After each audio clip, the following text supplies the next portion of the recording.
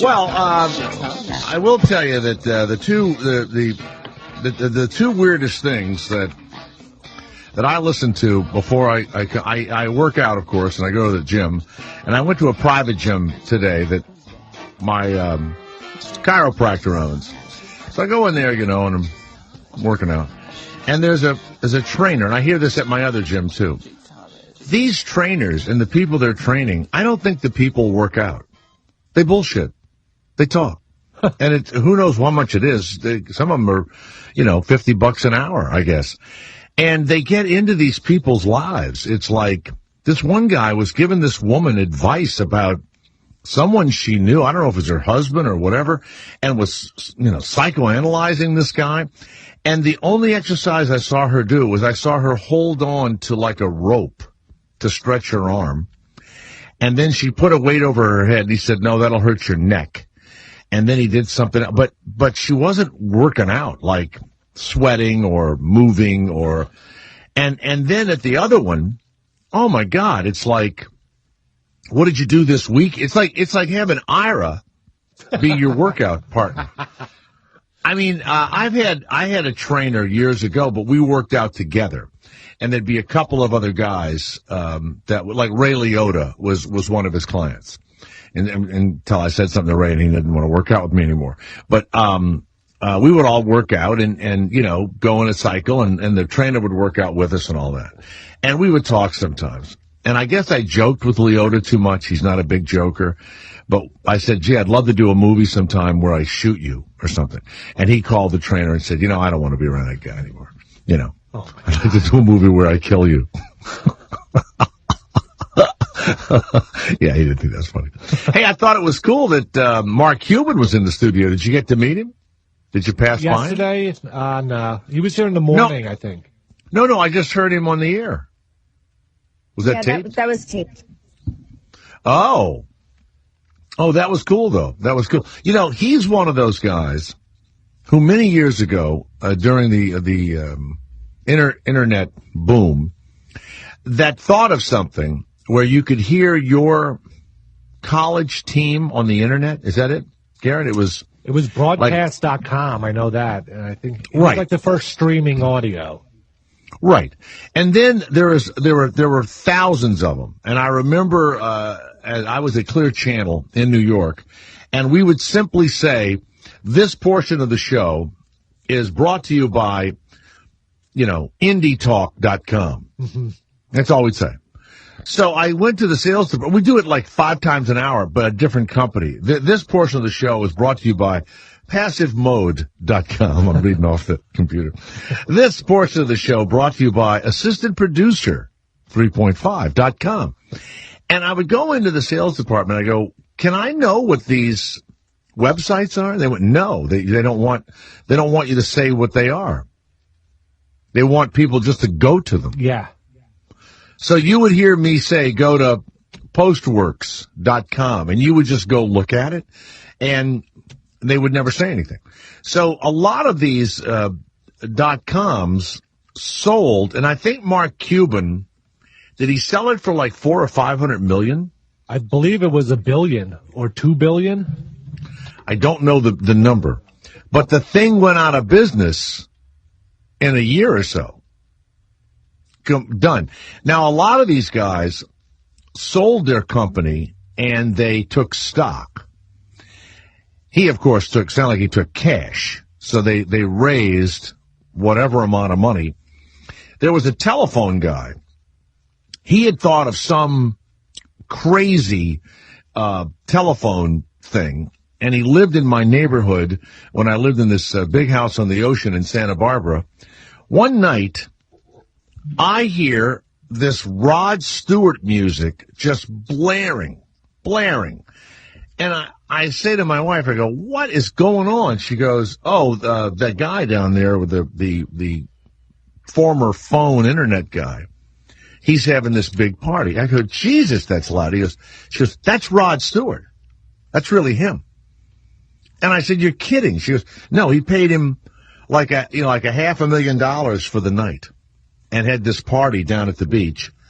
And I think my wife said something like, we were invited, or you didn't want to go, or you said he was an asshole. I went, what? You didn't tell me Rod Stewart was going to be there. Even if you're an asshole, if you've got Rod Stewart or cocaine, I'll go to the party. Back then, at that moment, not now. In 1999, Mark Cuban sold Broadcast.com to Yahoo for $5.9 billion in Yahoo stock. No. Oh, in Yahoo stock. Yes. Now Yahoo stock went in the shitter. So he must have sold a bunch of it to get In 2011, he was a net worth of $2.3 billion, according to Forbes. Well, Yahoo is still in business, right? Yeah. So maybe their stock didn't go way down, but he would have had to sell some of that stock to get real cash, right? Yeah. Because let's say the Yahoo stock was, I don't know what, $20 a share. Who knows what it was? And that is really wild.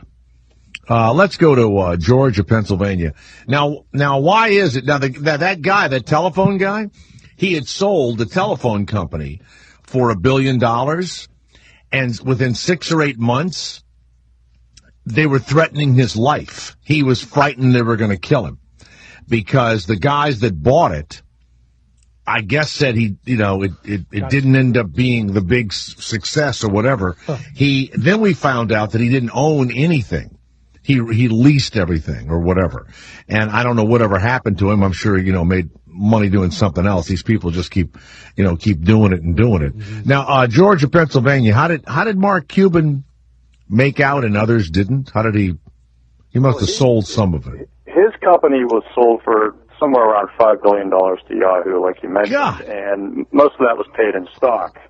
And this was during the whole .com bubble phase. And I think the way he described it, whatever it is he did with his stock, he did not think the bubble was going to hold. So he had hedges and puts and calls, and the way he describes it as, they call it, one of the top 10 trades ever on Wall Street. But he basically unloaded his Yahoo stock and protected himself, while people who, in his company, who just held on to the Yahoo stock, and literally some of them just got completely wiped out. Yeah, so what he realized it. Yeah, he realized it was whatever. It was overvalued, inflated. Yeah, overvalued, inflated. I want to emphasize, he didn't do anything shady, because, he was telling his friends were in this company. He said, what, guys, I don't think this is going to last a whole lot longer. You should get out like I'm doing. And they're like, nah, we're going to stay in. And some of the employees of his company were paid solely in stock to begin with. So, not nearly billions and billions of dollars, but, you might be an average worker who got in on the ground floor, and you ended up with stock worth $20, $30 million, which is, more than most people could ever dream of. But they just got completely wiped out when Yahoo crashed. Well, I have a 2 or 3, there may be at least a dozen people that moved to Central California. They worked for Microsoft, and they were like mid-level. And when there was a buyout or something happened, and this had to be had to be around 2000 or 1999 or something like that, around 2000, before it all went under. And they sold their stock, and I think Microsoft wanted to get rid of them for whatever reason. And secretaries and mid-level management guys and all walked away with like $10-12 million. And were they forced to sell? I don't know if they were forced to sell or whatever, and they would come and they paid cash for oceanfront homes and all that stuff. So those people did well. The Microsoft people did well. Didn't Apple kind of go in the shitter for a while, and then Steve Jobs had to come back and help them? Yeah. Yeah. Before the iPods. Yeah, he came back and had ideas. Yeah. The company that made him a billionaire wasn't even his first company. So his first company was basic software applications, networking kind of thing that he sold for $6 million when he was 29. God. And then he did this other startup. I mean, the guy's got the golden touch. What are you going to do? Well, what's weird is I heard Mark Zuckerberg he and another guy gave millions of dollars to someone, and I watched the presentation of these genius kind of scientific awards, and they were given millions of dollars of their own money. And when you listen to this guy, he really is like a nerd. I mean, it was like really nerdy, and the other guy was really nerdy, and I don't know, they could have told us what to do, and we couldn't have figured it out. They could have said, Christina, Garrett, Jay, George, this is what you need to do. Make this thing Facebook. Make this Facebook thing. Make this thing so you can have this thing on a desk, and you can have this internet thing on a desk, this computer on a desk. And nobody will be doing it but you, 4 people, over the next 5 years. We couldn't have done it. We couldn't have figured it out. The story behind Facebook is that he did have people tell him to do that, and he went and did it and then stole it out from under them. Yeah, but he also had to know how to do it. He had to know the numbers, you know. You know, if you look back in history, you'll see not exactly Leonardo da Vinci, I almost said Caprio. Leonardo da Vinci, you'll see that they think they made things kind of like a computer. I don't know what the fuck that was. It would have to have worked like a Tinker. You know what Tinker toys were? You ever heard of those? They were these wooden toys, and you could build like machinery and shit. I don't know. It's like if we went back in time and we wake up and we begin to predict airplanes and cars and steam engines and you know, motorboats and everything else. We couldn't build one. They'd burn us as witches. They'd kill us. There was no one that made a paper airplane in the 1600s? Yes, they did. But they couldn't figure it out to make it bigger? No.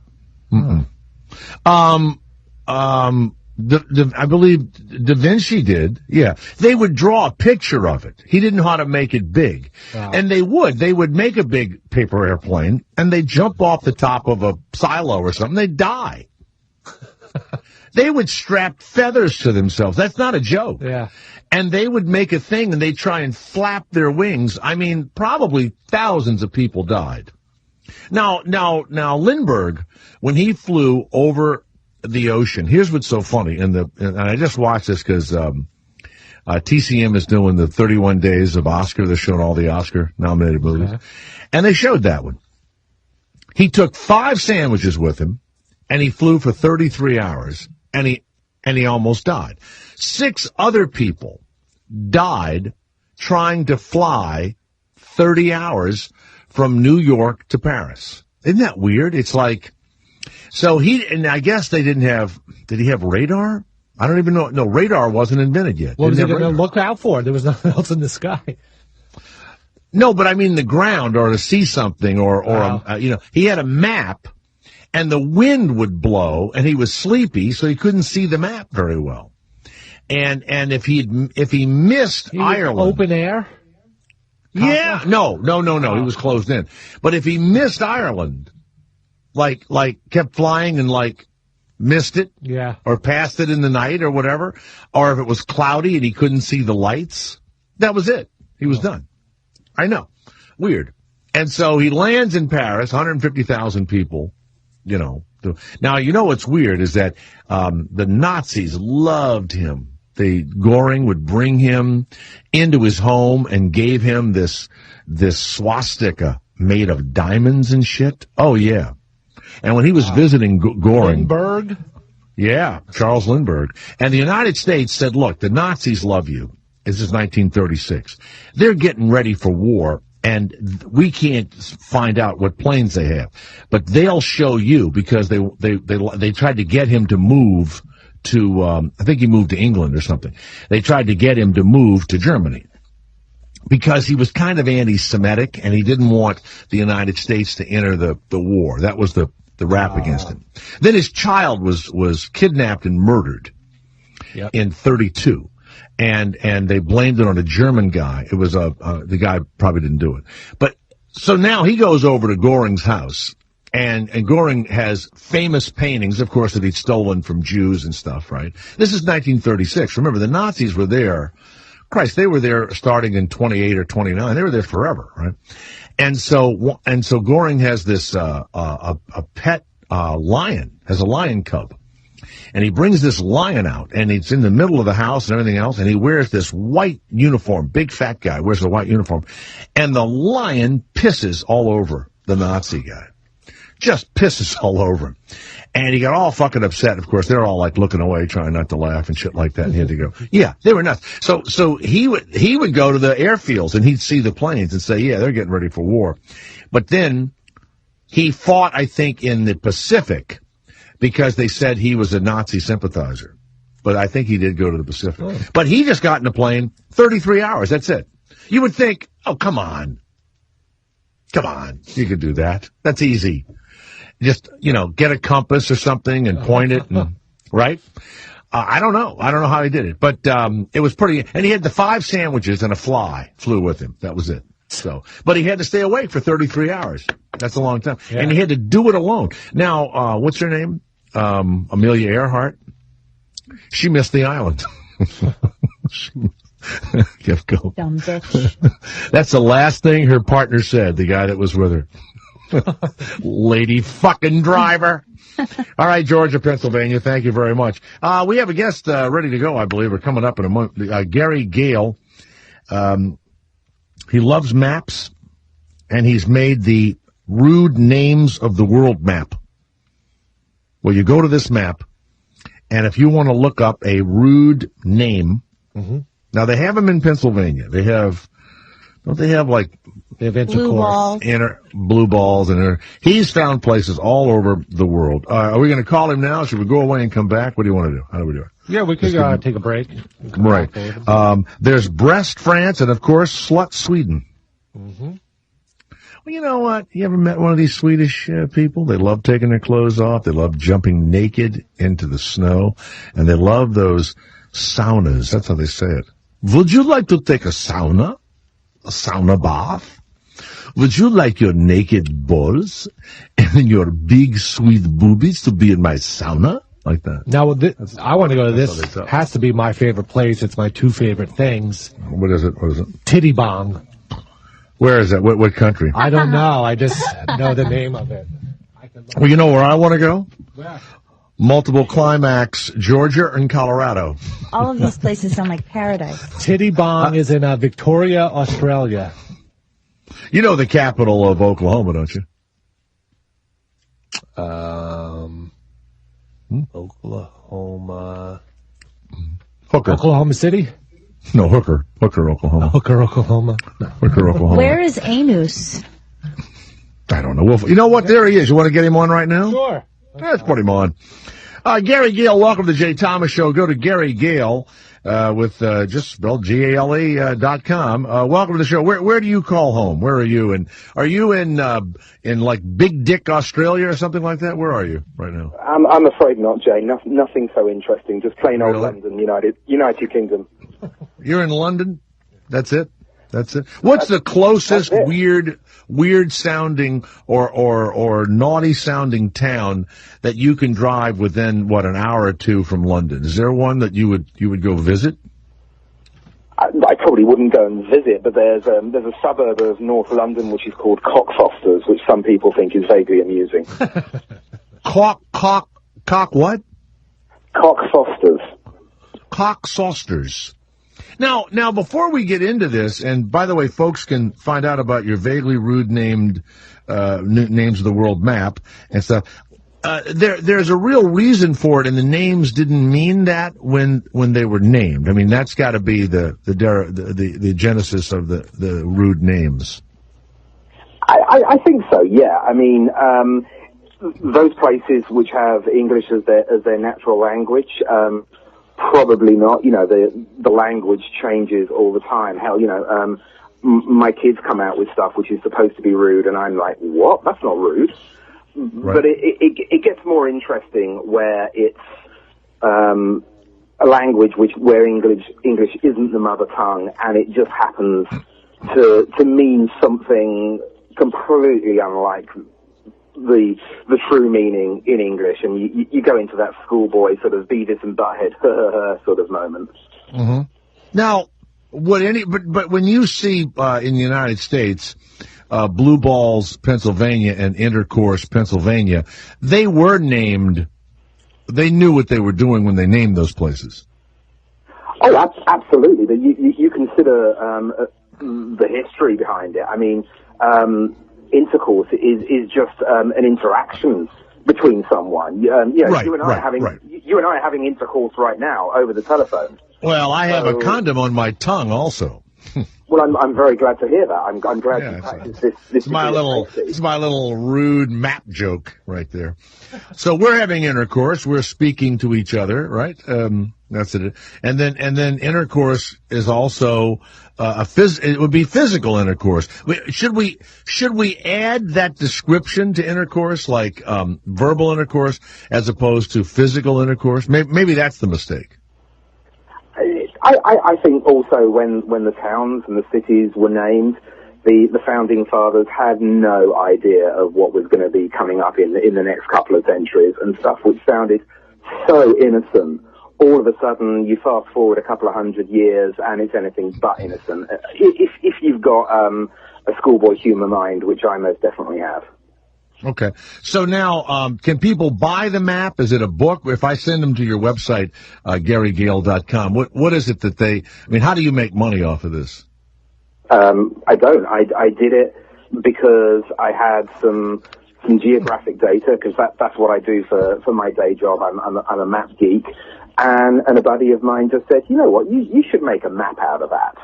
And I didn't think anything of it. And, I travel for work quite a lot, and when you're on a plane or in a hotel room, you can either watch the same movie 3 or 4 times and get bored with it, or you can sort of use your time creatively. And in this particular occasion, I chose to use my time creatively, and I did what my friend said, and I made a map. And I stuck it up on a web server and promptly forgot about it until sort of 48 hours later. I started to get emails and tweets saying, are you aware that this is starting to do the rounds on the internet? And then just sort of sat there, mouth wide open, jaw on floor, as this thing, which was knocked together in probably 2 hours, seems to have gone utterly viral. I've had people emailing me, tweeting at me, saying, this is great, but you've missed out this place in my neighborhood. And it's gone from round about 140 names to over 250 since, I think, 6th of February, late London time, which was when it originally got launched. Wow. Before we go into the dirty names, I have to ask you something about maps. When you look at, and I have, like, in my home in New Orleans, I have some old maps, like there's one of 1813 or something, and it shows the city streets and everything else, and it shows the coastline. And so before you could go up in the air, right, wouldn't you have to, like, kind of look down and see the coastline?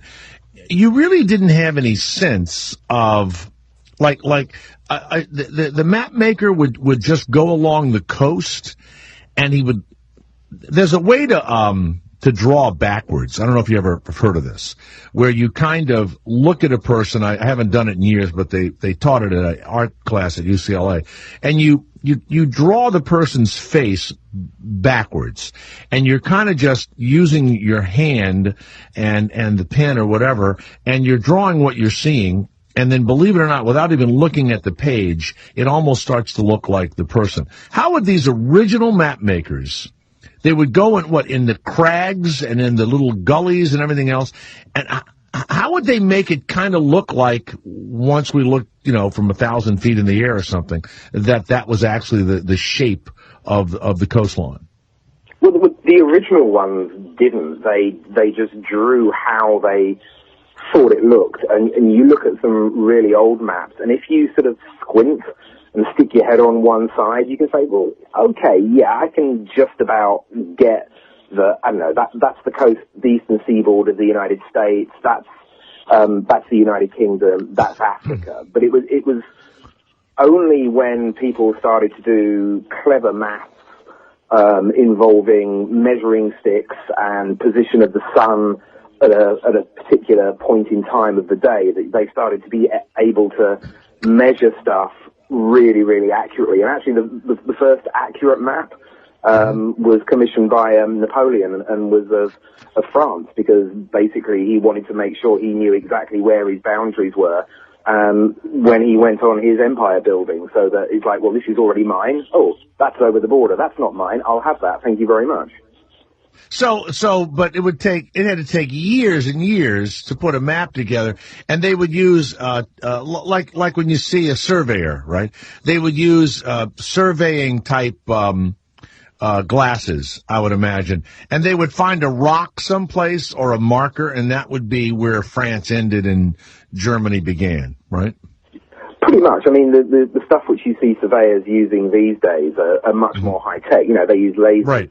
Rather than mirrors and sort of telescopes. But the basic principle has remained the same for hundreds of years. And you're right, this took a long, long time. But you know what? When you're a king or an emperor, you don't really have to worry about manpower. You can just order people to do it. And I think France got mapped out in just a shade under a year.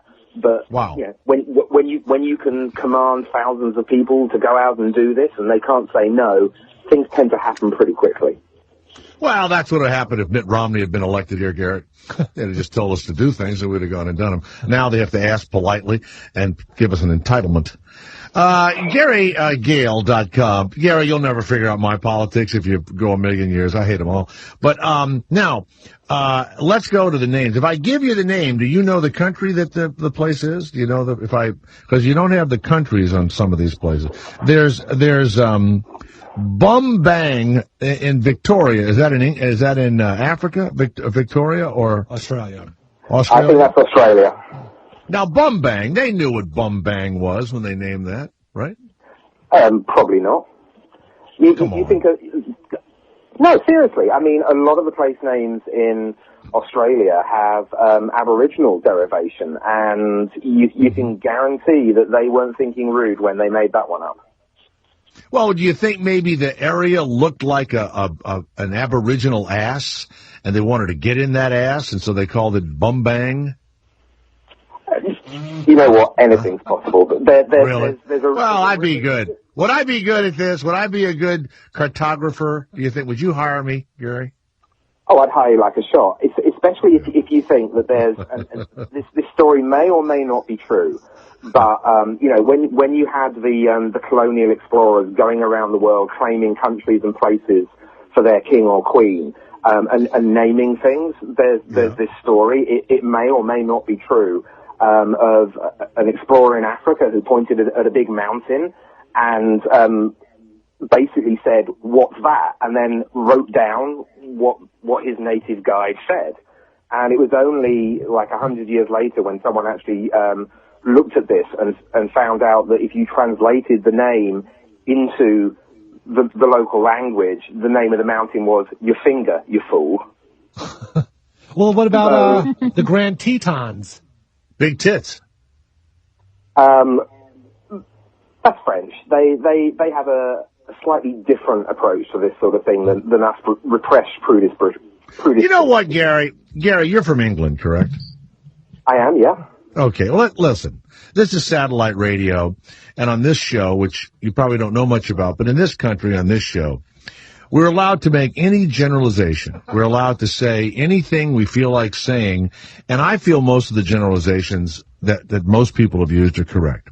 First, Australia was settled by criminals, and the United States had a few criminals, but Australia really was a penal colony. And when you go to visit there, the people act like people that are the ancestors of criminals and ne'er-do-wells, okay? So, of course, they would do bum-bang, okay?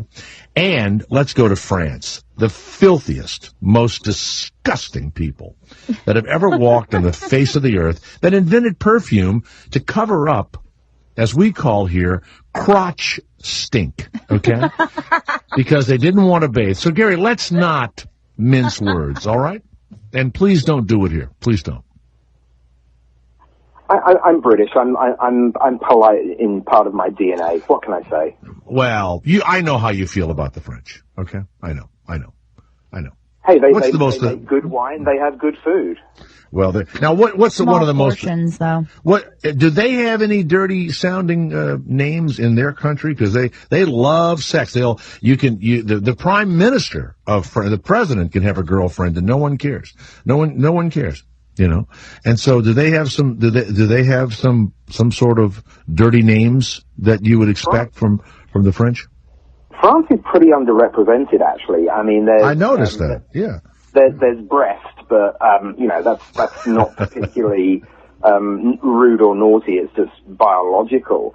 You have to go to places like Switzerland and Germany and Austria, in order to start getting some really good European names, which really don't mean the same thing in German or in Swiss French as they do it in English.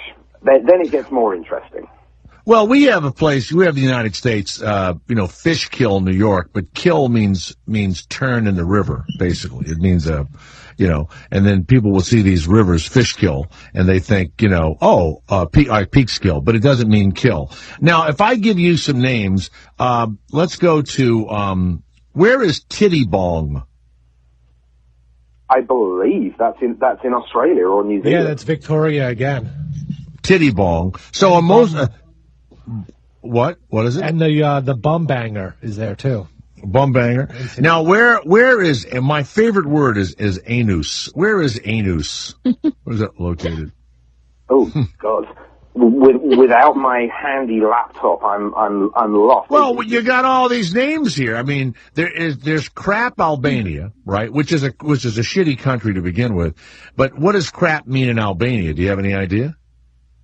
I have no idea. What about Wet Beaver Creek? Well, that's a wet beaver. That's a wet beaver. That's a real beaver.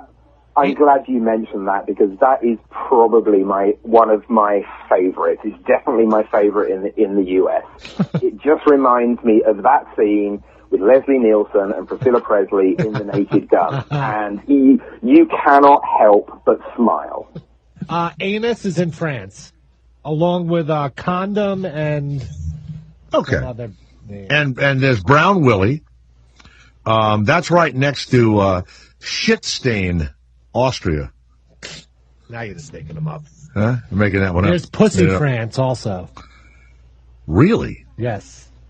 Pussy France. Now, in Iran, there is a town called Shit, but they must call it it's for Shiite or something, isn't it?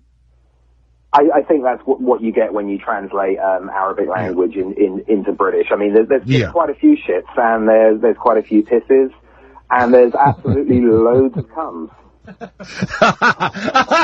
Yeah, there are places called cum, cum? Absolutely. Well, I need to find the countries, but we go to your website, we'll find the countries, right? We are, and the details should actually have the countries in them, and if it doesn't, then you know what I'm going to be doing tomorrow night. Okay, Garrett, I just have the names. I don't have the country next to it. Do you have I'm looking them up. Yeah, we have to look them up. Well, then there's ass, there's tit, my favorite would be plop. I mean, that's so tame. It's the sound of a turd hitting water. Yeah. But it works on so many levels, doesn't it? I mean, you can just hear the sound. Yes, I can. Is there any town called Brown Eye? Do you have any Brown Eye anywhere? That'd be a nice one. There's a Brown Willie. Let's go to John of Kentucky. John, what town do you live in Kentucky? I live in Moorhead, Kentucky. Right. And there's a town close by called Big Bone Lick. Big Bone. Now, Big Bone Lick comes from a cow lick or a deer lick, right? Yeah, it would be a deer lick. They'd come to lick the salt. And Big Bone would mean like a rock formation looked like a big bone, Yeah. and they weren't even thinking. I mean, back in those days, the continental days, I wonder if people said things like, "Well, why don't you just lick my big bone?" I wonder if that. I mean, maybe that was. You know what, Gary? That wasn't even a phrase used back then. Do you think George Washington said, "Look at my dick" or "my bone"? You know what I mean? I don't know. Did they do that? I'm obviously in the presence of intellect here. I mean, I would.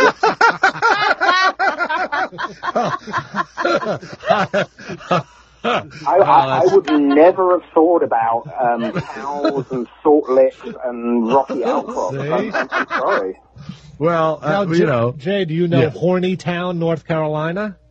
I don't know Hornytown. Oh. I don't know it, but I mean, there's no other way. Those words a woman had to be, or a guy, somebody had to be horny. And now I do know this, Byram, Connecticut is where you would go. It's right outside of Greenwich to buy rum, right? So they would just go, after a while, a group of individuals made it into a little town. And it's still kind of a shitty place with nothing but liquor stores, but it's called Byram. So that I understand. So I would think that that when you had like Wet Wang, where's Wet Wang? Is that Australia? Wet Wang? No, that's in Yorkshire, in Britain. Now, do you call it a wang or you call it a wanker? You call it something else, right? No, I mean we know of that because the movie industry and the TV industry insist on importing so many of your programs over here that we get to learn the language. But right. 20 years. So you're blaming this on us now that you English didn't think of these words. You didn't have these words. Oh no, we're totally innocent here. I just document the stuff. Someone just said, "Have you ever been to Shit on Your Desk, Arizona?" No, I never have. I don't think that's a real town. All right. Thank you very much. Let's go to Bill. Yes, Bill, it's Jay Thomas. Go to GaryGale.com. While you're, instead of watching TV for hours, Gary Gale has put together vaguely rude name map, and he's what is it? Cartology? Is that it? Is that what map making is? Cartology? Cartography is the science of making maps. Absolutely. Well, congratulations. I mean, someone has to do it, and it doesn't sound that exciting, but I love when people are excited by unusual, studies. Like geography. I happen to love geography. So without people like you, we wouldn't know where we were going. You know what I mean? We couldn't get anywhere. That's the general idea, and most of the time it works, except when it doesn't, and then the legal people get involved. Right, Bill. What did you want to say, Bill? I think there's a place. I got an email. I'm pretty sure there's a place called Fuck FUCK Germany. No, I think that's General Patton. I think General Patton said that. I think that's how. Actually, there is a town in Austria. Which is called fucking. Yeah. I think we had those people on, but I think Patton did at one point from his tank say "fuck Germany" at some point. So thank you, Bill, very much. They keep on trying to change the town name because apparently it costs them a fortune because people keep stealing the road signs. Let's go to Rick, who is in Pennsylvania. Yes, Rick, it's Jay Thomas with the greatest map maker in the world, Gary Cole. Gary Gale. Gary Cole's the mediocre actor. Let's go to Rick of Pennsylvania. Yes, sir. Go ahead. I was wondering if that guy ever heard of Michael Jackson's favorite town in Pennsylvania. Du Bois. DUBOIS. It's a real place. Du Bois? Ooh. Yeah. That doesn't mean, what does do mean? Do doesn't mean anything. Like have sex I know. with? I didn't name it. I just lived there. I want to do No, but you. D-O? Yeah, like Du Bois. do me, baby. That's a stretch. Get rid of him. Get rid of him. Get rid of him. He's trying to ruin my show. Sorry. Good God. All the way up top, who is that on line one, please, Christina? Joey. Hey, Joey of Michigan. Yes, sir. I think you live near a place where they have a lot of these. What are they?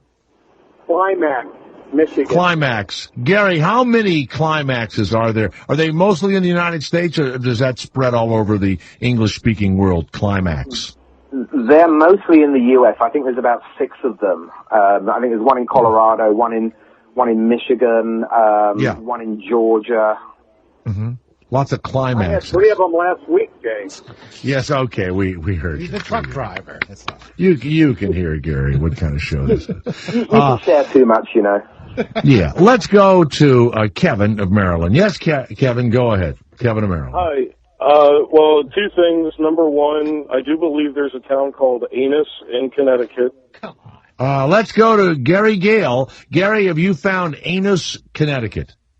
No, I think in New York State there is a My Anus, but I don't know about Connecticut. I will have to research that. There My is my anus. anus, yeah. But I think it's is it Myanus, or it sounds like an Indian name.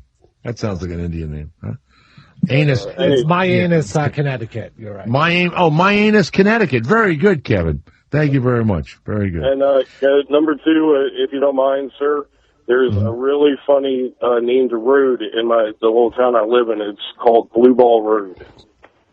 Yeah, well, Blue Balls is big for some reason. Now, Gary, Blue Balls, did that mean the same thing back in the 1700s that it does now? You know, your testicles haven't spooge. Is there a spooge, United States? That's the thing we use here. Spooge. I don't know, but I'm getting some really bad mental images from this conversation. Well, blue balls. Blue balls means, I haven't gotten laid in a long time. Means no splooge. Yeah, did somebody go, found a town and they're not getting laid and they named it Blue Balls? It could have been cold related. I don't know. Cold. So cold. I see. Yeah, possibly. But that's one of those phrases which does traverse the Atlantic, and it means the same thing. Okay. Well, thank you so much. Yeah, thank you too. Thank you. Go to GaryGale.com, and are there places called Seaman, like not SEA, but SEMEN? Oh yes. Seaman. Absolutely, there are. And semen. I mean, is there any other translation for it other than sperm? Not that I'm aware of, but I'm a geographer. I'm not a dictionary maker. Is there a place called Sperm? If there is, I haven't come across it, and I look forward to people getting in touch and telling me of these missing places, as it has to be said, hundreds of people have done. Well, you know what's sad is that they make these new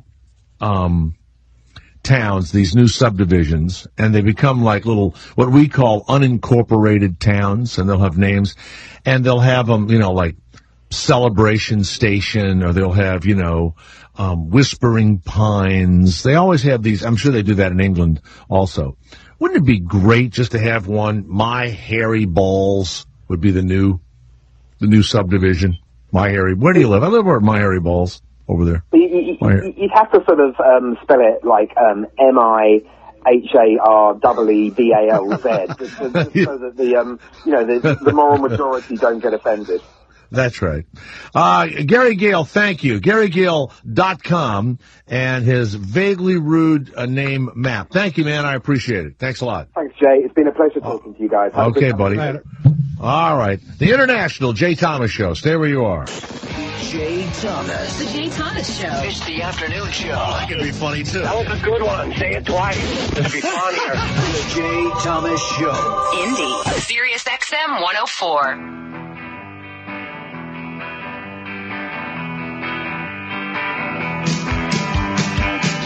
Looks like Canada has a bunch of places. Joe of Toronto, what does Canada have?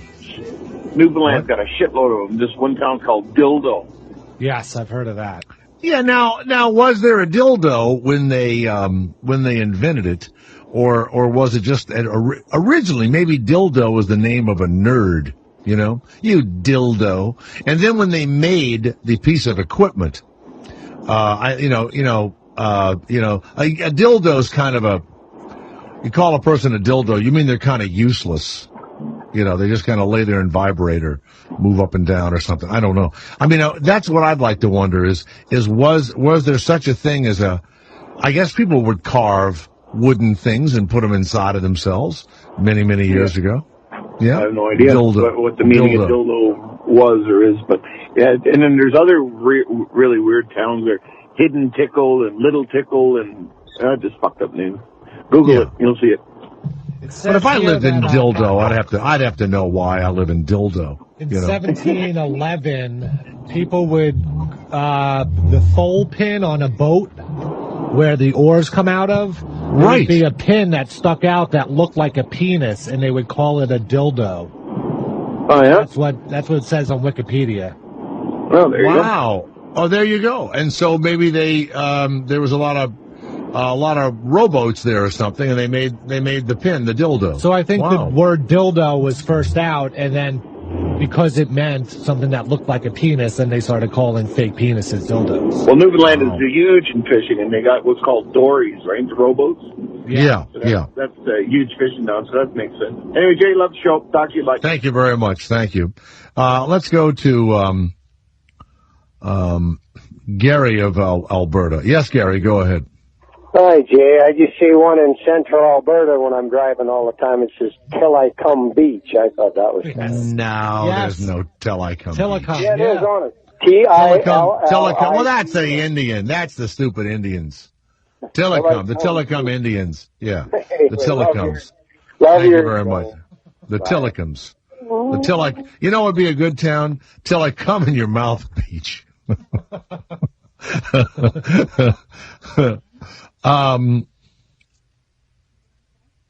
Cockermouth. That's a good one. That's Australia. Cockermouth.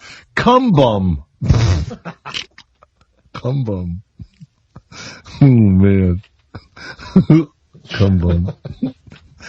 Gayville. Labia. They have a town called Labia. Where is that? Labia. It is, Labia. Netherlands, Belgium. Oh, Belgium means probably it. You know what? It might mean like meat flap, though. It might actually mean like it might be a butcher. It might, like the Dutch are talking, going, and they're doing some sort of butchery, like that, and it's a beef flap, little flap there. Where is Muff? Muff. That must be. There's a Muff Germany. City in Key West, Florida. Really? But I don't know. Well, that doesn't count that because Key West. Like please. Yes, well, it is. Then there's Twat. Where's Twat? I'll tell you where Twat is. There's Twat. My uncles used to say that all the time. I didn't know what that meant. Oh, God. Look at that. Look, what a twat. Twat is a small settlement on the mainland. Yeah, it is. Orkney Island, Scotland. It's right between. This is what's really weird. It's right. Twat on this map. What country is it? What country is it? Scotland. Yeah. On this map, Twat. Twat, I can't hear you. Is right between cum bum and gash. It's right between cum bum and gash. Gash Mountain. Yeah, right in those two lovely areas. If you've never been to cum bum and you've driven through Twat to get to gash, you have not enjoyed the countryside. The lovely countryside. Yes, of Scotland.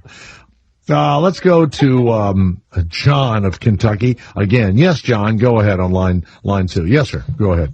Hey man, what's going on? Yeah. Go ahead, John.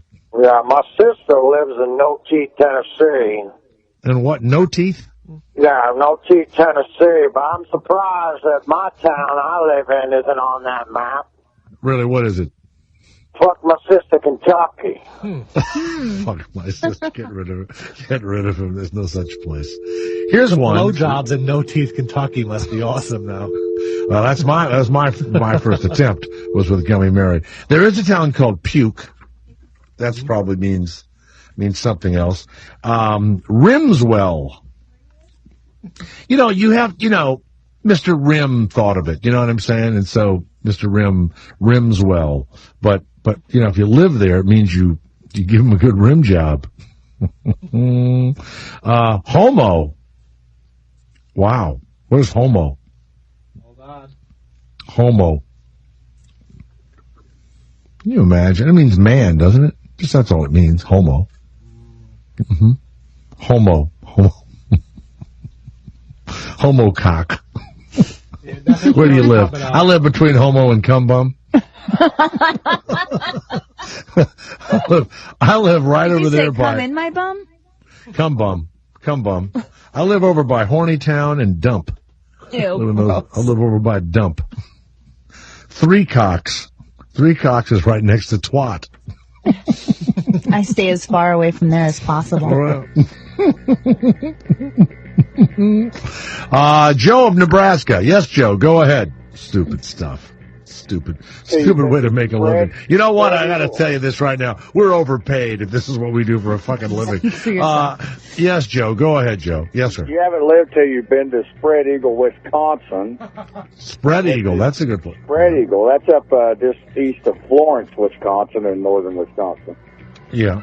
And then also, many states can say they have beaver.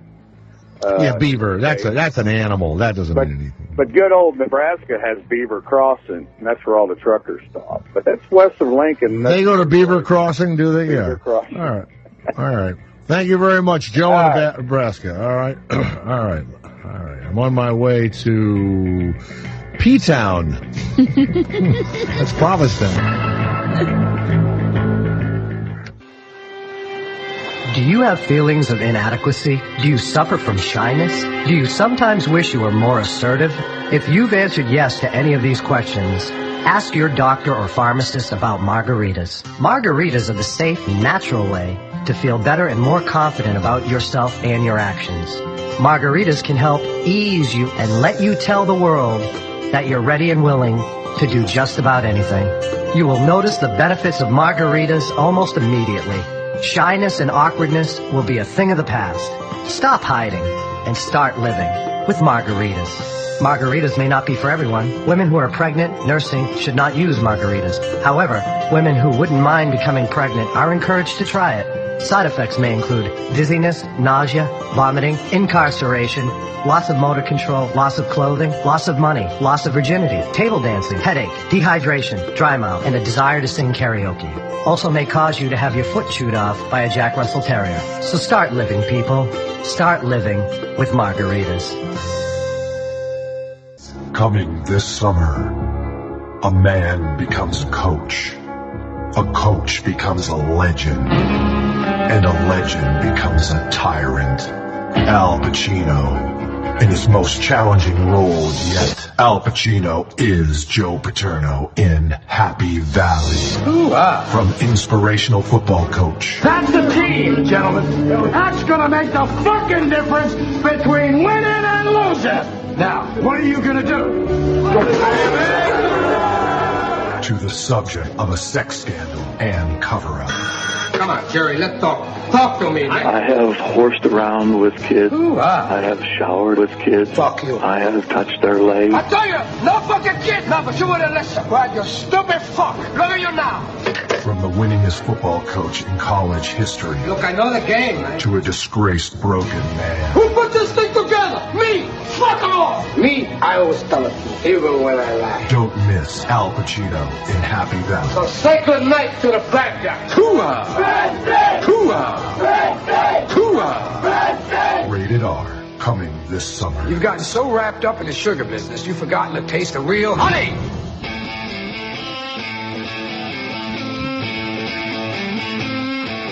Well, a little while we have a guy coming on. It's a day of lists. This guy, and he's like a nerdy guy too, right? Yeah. The webmaster, and he's the owner of the Internet Adult Film Database. It is his life's work. He took over from a guy that passed away who had owned it before. The guy before him was only 42 and dropped dead of a heart attack. You think maybe he saw a double, triple, penetration or something and just collapsed? Well, the guy that died would watch pornos and keep track of who was in them on index cards. And that's how this whole thing started. Look at Matt. You're taking all the fun out of watching pornos. You're categorizing them But the weird thing is I mean, do we really, I guess we need to know who's in them. I don't, I look at porn and I know that it's historical and you can go way the hell back, right? And you can also see there's early silent porn, which is actually You don't want to hear all that fake bullshit anyway. And you see these people, but then to have over 132,000 titles, 121 performers and directors in his database. And you go on there, and it's like a IMDb for actors, but it's the IAFD, the Internet Adult Film Database, pertaining to the American adult industry, covering actors, actresses, directors, and movies. All of that, except for Deep Throat, which was really funny. It's the first porno I ever saw, and I saw it in a movie theater. And I'll never forget this guy, Tommy G., who lives in Colorado, and we had played football together there locally, and his sister came to town. And he gets me a date with his sister. They're all going to go to the movies. And we're in Charlotte. And for some reason, they wanted to go see Deep Throat, this porno, right? It was like a cult thing, right? And I have a first date with his sister. Oh, my God. And I know. So we go to the movie theater, and they sell popcorn and stuff there. And over the popcorn stand, and they had all sorts of dildos and stuff and equipment for sale in the lobby. There was about a 5-foot long, I would say maybe 2 or 3 4 inch in diameter black dildo with veins and everything over the popcorn stand. That's what I remember. So we get our popcorn and we go in, and the thing starts, and it really was kind of a funny movie. If you've never seen it, Linda Lovelace, they find that her clit is in the back of her throat. Mm-hmm. Pretty brilliant. And so the doctor, Harry Reams, who we've had on the show and became a realtor and a Mormon or a born again or whatever, and the number one realtor for many years in, I want to say Salt Lake City or Provo or one of those places. He was really pretty funny. And I don't know if Ron Jeremy was in it. The first time I saw Ron Jeremy, I think he went down on himself. That's the first thing I remember. Yeah. Oh, my God. Oh, my God. I wouldn't want to be anywhere near him in food. I can tell you that right now. He would have to wear rubber gloves for me to have dinner with him, you know. And so we go to see the thing, and it was kind of interesting. And then after that, you know, you'd have a girl over, whatever, and you'd put on a porn, and you'd see the people doing stuff, and you would, you know, it would get you all sexed up, and you would do it too, right? But the story you didn't care about. So these actresses and these actors and all this dialogue and all this stuff. And then you see a few of them, and they maintain a career or whatever. And then as years go on, they look less and less interested in the sex. So you're not even turned on by what they're doing. They look disinterested. Now, of course, it's all free. So when you see these big stars, when we have this guy come on in a little while, are there really, I mean, I think the porn industry is going to be a thing of the past. I mean, I think the free porn industry will take over. Who would buy porn now? A lot of people do. I feel like the only people that buy porn are the people that have something to hide, that want to be on some anonymous kiddie porn list or something. No, there's a lot of people that just don't know, like older people don't know how to use a computer, and they're still comfortable with DVDs. There's a lot of people that are in love with a certain girl and just want to be a member of her site and pay her. Do you watch DVDs? I never did, really. I have. Yeah, of course. I still have a VHS player. Yeah, I watch VHS a lot. And what's great about VHS porn is everyone in them is dead. You know, they gotta be like 95 years. And the worst is you'd lend it to a friend and you get it back, and then you'd hit play and you'd realize that was the second he came. Ew. And now you're picking up where he left off. I actually put when I loan a DVD, Garrett, I have a sticker on there that says, please rewind. Be kind, rewind. Yeah, please wipe and rewind. So did you ever have a boyfriend or a guy you dated that y'all would get some porn and you'd look at it, Christina? Not really. I mean, the majority of the porn that I see is right here on this show, to be honest with you. Really? Yeah. Really? Well, we can all thank Garrett for that. That's a good thing. Garrett, do you and the girlfriend ever, just have porn night?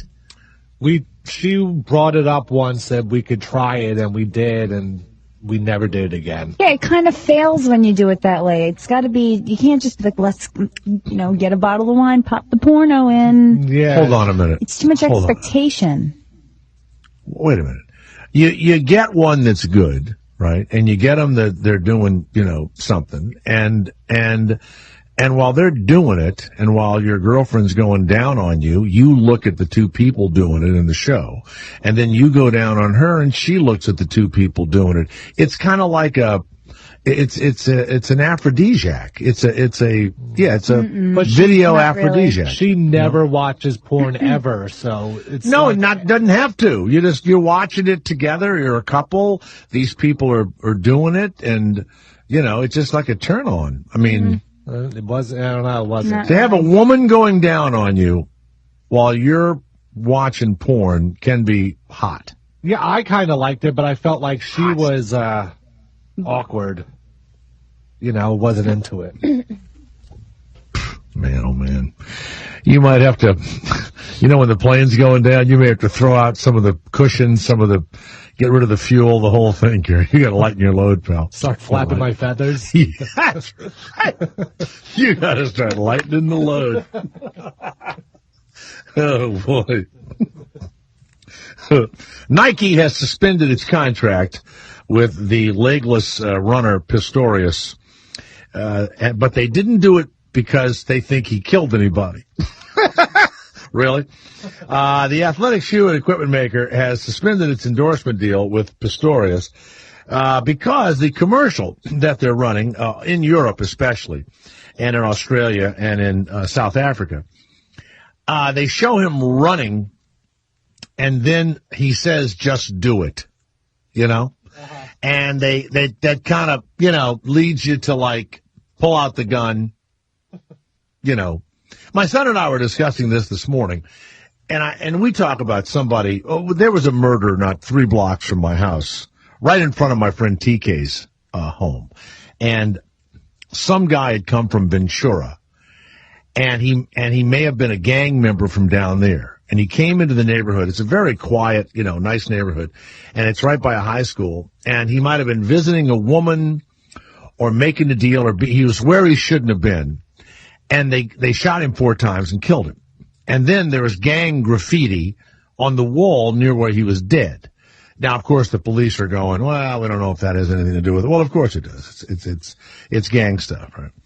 And so, I said, gee, my son has a pistol, but he locks it up. And I have a shotgun in the bedroom and all. But would you wake up, Garrett, and hear a sound in the bathroom? Now they say it's very. It's common. There's a person. God, this is really awful, but I want to say every 4 seconds someone is murdered in South Africa. I don't know if that's the number, but I saw 4 seconds this morning. It was either rape or murder. It's probably rape or domestic violence. So every 4 seconds, I think it might be domestic violence. So now they've got some I guess, drugs they found. And they're saying that they are some sort of herbal drugs, but they had the word testo on them, or testosterone or whatever. Right. So maybe he was all, steroided up. Now, the thing is, if he shot her and he was on his nubs. Crawled out of bed on his nubs. And Nike has suspended his contract with him because he needs a due process. And they're going to continue to monitor the situation closely. And he's known as the Blade Runner. Now, what would Nike sell him? A T-shirt? That's all they could sell him. He'd wear a Nike T-shirt, something like that. They should play that Hot Stepper song for him. Here comes Hot the hot stepper. stepper, murderer. He's the lyrical gangster, murderer. I always thought they said word 'em up. He joins Lance Armstrong. Now, I think they kept Lance Armstrong, didn't they? They only did it after they got rid of him. He said on that Oprah thing interview Mm-hmm. that one day he lost $70 million because everyone called him up back to back and was like, see you later. Tiger Woods, he was canceled, I think. Tiger Woods lost Gatorade, General Motors, Procter & Gamble, Gillette, and AT&T in one day. Wow. That's incredible. And then Lance Armstrong, he lost tons of stuff. So he's done. Now, the weird thing is he had to be, Christina, don't you think she was breaking up with him? It was Valentine's Day. Don't you think she kind of had enough of the legless guy. You know what I mean? You gotta get old. You gotta get old. I mean, really. I mean, I don't know. He's promising. He's got promise. He's promising, though. Really? Yeah, people know him. And would you like to go out with a guy and when you went out to dinner, he had to put his blades on? Yes. Spatula feet? You would? Yes, we'd have jumping contests. Really? Mm-hmm. You're good at jumping? I'd get a trampoline. And the rumor has it that he did it mostly doggy stick. style. Mostly doggy style with her, Garrett. The easiest position for him. He must have had blisters and big calluses on his nubs. Gotta have them. So I'm sure there's like a pocket for your nubs. It's a cushioned nub holder. No, I don't think so. I think no, it would come off. Now here's the other thing. He cries so much in court that it pisses the judge off. The judge hates all the crying. So yesterday they were having the bail hearing, and the defense guy and this cop are just saying, the prosecutor and this cop are saying this guy's a murderer and he killed her in cold blood and there was a fight and they can prove there was a fight an hour or so before and everything else. So they said that don't give him bail because he's a flight risk. Yeah. So the defense attorney said, well, really? Think it'd be hard to find a guy with no legs on a couple of blades trying to sneak out of the country. So, but anyway, he, sadly, I think he murdered her. And she was gorgeous, and I think, he's probably acting nutty, Well, one thing is, she was shot in the hand and the head, which they're saying is she was covering her face. And if she was just sitting on the toilet in the bathroom, like he said, she would have been, sitting down, and he would have shot the left side of her face. But she was facing the other way, and he shot the right side, which makes it seem like she was cowering, facing the toilet. Excuse me, she might have been shitting in the bathtub, Garrett. Oh, that's true. Yeah, that's true. Or peeing in the sink. Could have been peeing in the sink. I don't know the diagram of that bathroom, but if we were defense attorneys, after the guy said all of that stuff, I would stand up. I object, Your Honor. I object, Your Honor.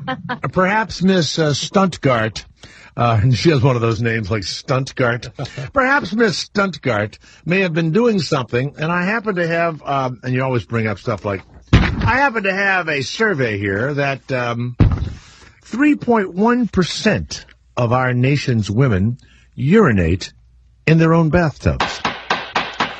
I'd like to enter this as Exhibit Anus, if you don't mind, Exhibit Anus. And she may have been sitting in the bathtub. What's the other thing that you said, Gary, she might have been doing also? Peeing in the sink. Or, if you'll notice also in this diagram of the Pistorius bathroom, she may have been pissing in the sink. And then you sit down. That's all you got to do. That's like the O.J. Simpson trial. Well, you're not supposed to generalize. I mean, let's say she goes in the bathroom and it's dark. Maybe that's what he heard. Maybe she was so sleepy that she basically kind of fell in the bathtub, thought she was sitting on the toilet. I'd use it all. I'd use every one of them, every single one of them. Let's go to Earl of Ohio. Give us a call. It's the Jay Thomas Show. And, of course, the new phone number here, which I need to give out, is 866-99-46-343. Oh, they get so mad. Or you can call our voice box at 347-6-SIRIUS. We're not there live. Okay? Or go to jthomasshow@gmail, or find out all about me at jthomas.com, and you can Twitter us also, right? Who handles that Twitter account? You do, Christina? You take care of that? How's that Twitter account doing? Anybody know? Yeah, it's all Anything her. happen? It's all her? Uh-huh. Okay. All right, Earl of Ohio, go ahead. Yes, sir. Go ahead, Earl. Is this a Stubby show?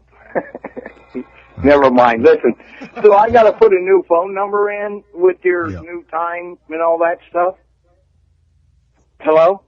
It'll give you all the information you need right on the radio. Okay, anyhow. Okay. What I called I just gave you what I had to do. Look, you called me, obviously. Okay. Well, so whatever phone number you use, continue to use it until it no longer quick works. dial, so I don't even look at the number, you know. Okay, fine. That's called in the past.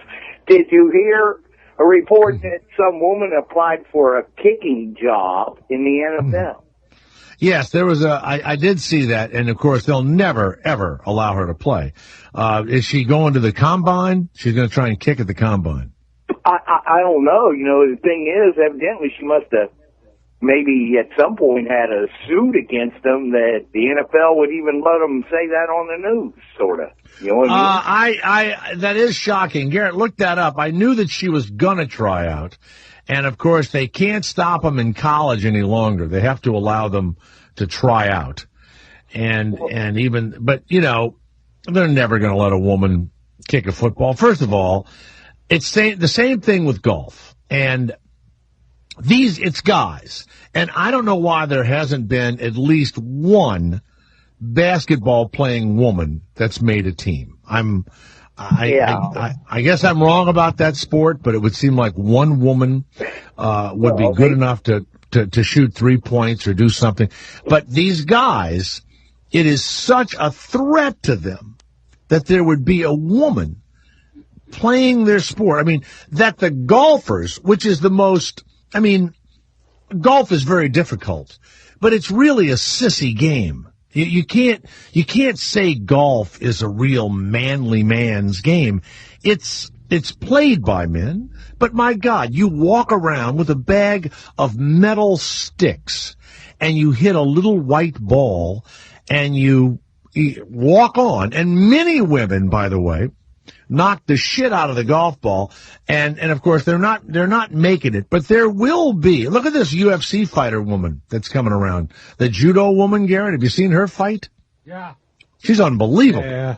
I mean, they can't find a woman that can even come close to her. I mean, we're getting close to a woman now. You know, I coached Little League. I've coached 2 girls that were on the line in Little League. And they were both big girls, and they were both very good. And one of them went on to play offensive tackle at the high school.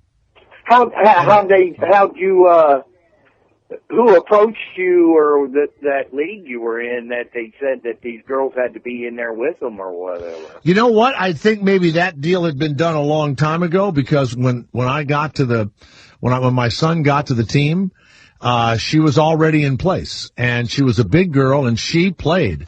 And we also, in those leagues, you have to, I think every kid has to play 7 or 8 minutes or whatever. There's a rule, but she was actually pretty good.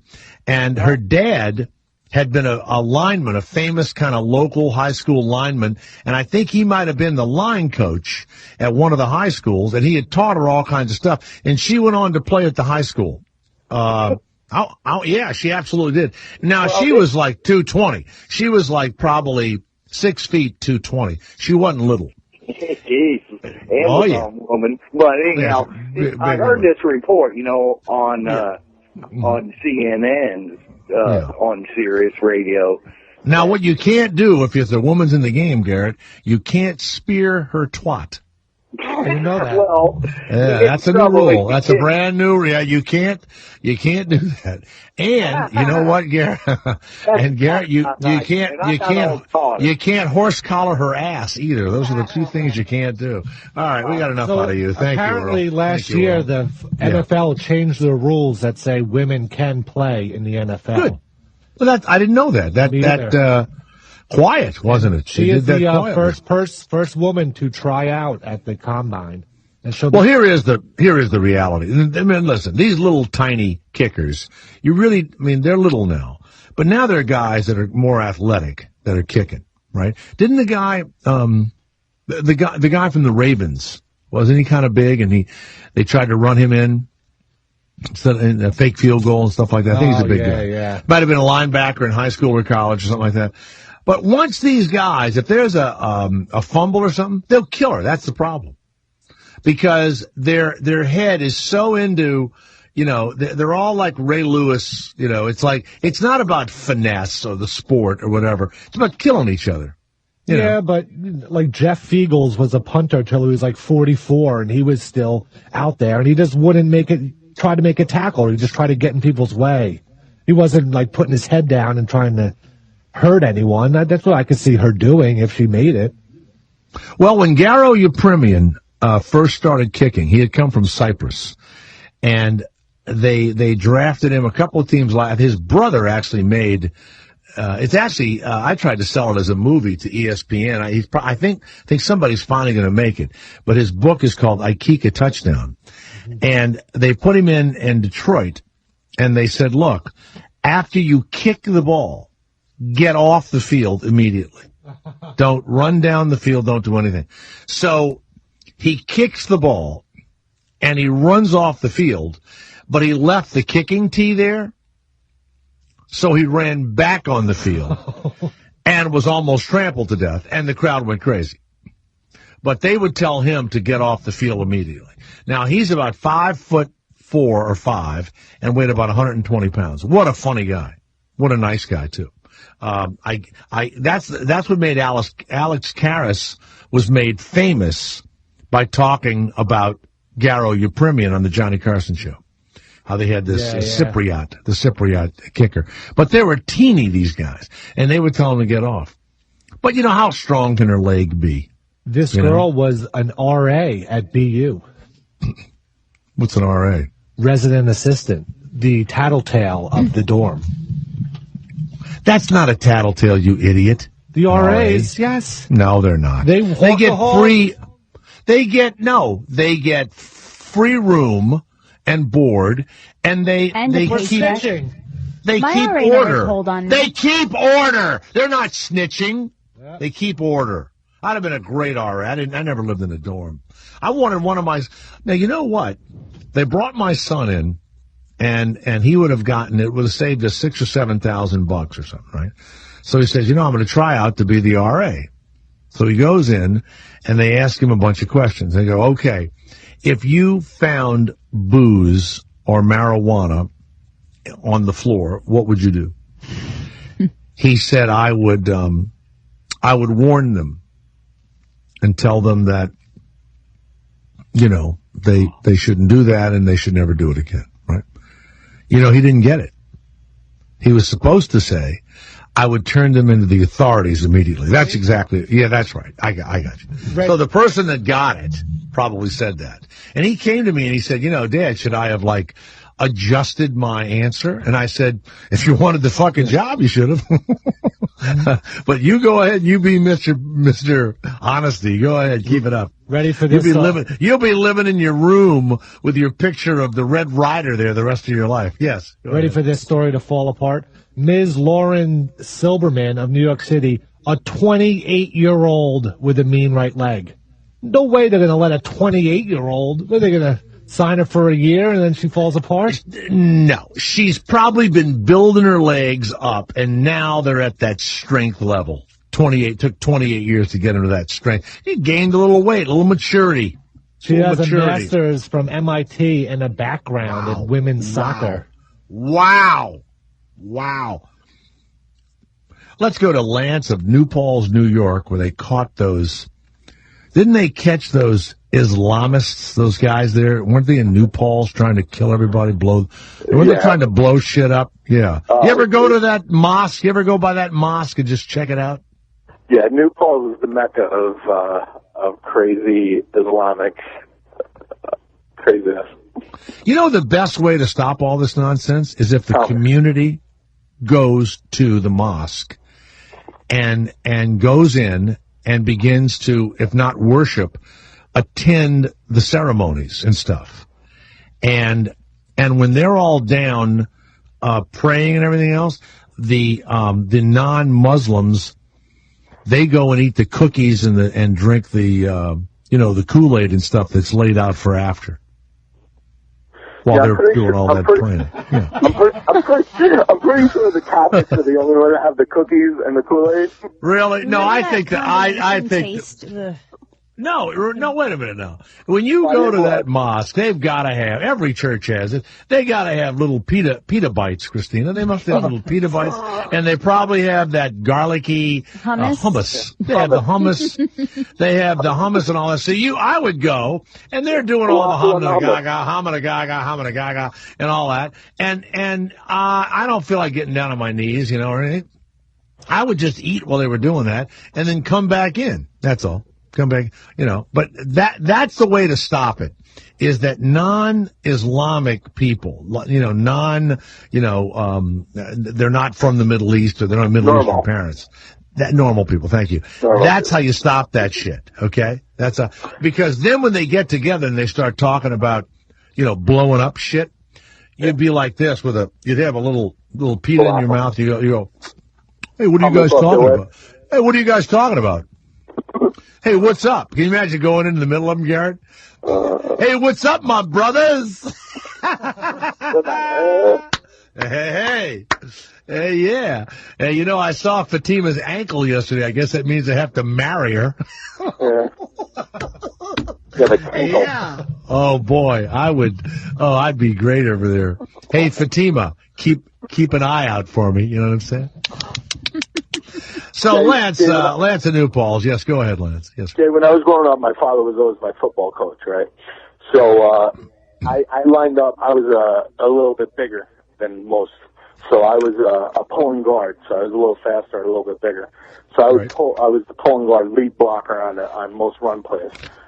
So my father was my coach, and he would be like, listen, now I lined up against a girl, and she kicked my ass probably. No, she did not. Oh, yeah, she did. She was a big girl. And I was a big guy. But she would kick my ass. I don't know, center of gravity. I don't know what it was. But my father was like, listen, you're embarrassing me. He goes, if you just give her one elbow right to where her shoulder pads, if you ever play football, your shoulder pads came about mid-chest. Yeah, sure. That feels like, for a woman, Christina, that's like getting kicked in the balls, isn't it? If you get hit in the titty? Oh, yeah. No, it's not. Punch? I don't even think it's that as bad as the balls. Really? No, yeah, you guys are way more sensitive there. So your dad told you to give her what I call a forearm shiver into the titties. A titty shiver. Absolutely. By the way, Titty Shiver is a small town in Illinois, Garrett. Titty Shiver, Illinois. So this is almost like in the movies where you hit the star player in the knee to get him out of the game, and there's always the dramatic music. What did she do when you gave her a forearm in the titties? Fucking out. She was out of the game. I knocked her right out of the game. She buckled and she went on the ground. And I was so bad, and I went back to the line after, I had a defensive play. I came back and I was like, Dad, I just took her out of the game. He's like, listen, what do you want to do? This is a game of fucking gladiators. It's not a game that's bullshit. I was like, she wants to play, she plays. No, wait a minute. So you knock her out of the game with a kind of an illegal hit, or was it a legal hit? No, it's a legal hit. You could forearm a girl in anywhere. You could forearm anybody. Yeah. So you forearmed her. Now, how did you feel about that?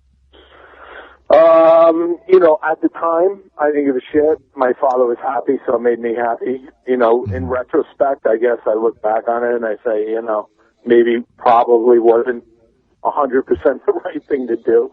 But, It made my father happy. It was all good. Well, let me tell you something, Lance. You probably didn't follow this woman after her football career. You didn't find it happen to. I'm going to tell you what happened. Amazon. After you did that, for years after that, when her top came off, and whether it was a male or a female, I'm sure she said, "No, don't touch my tits." You probably ruined her ability for sensitive feeling in her bosoms. Yeah, that's what you did. Yeah, I know. Yeah. It could have happened. Yeah. What high school did she play for? Ravenna Selkirk in New York, upstate New York.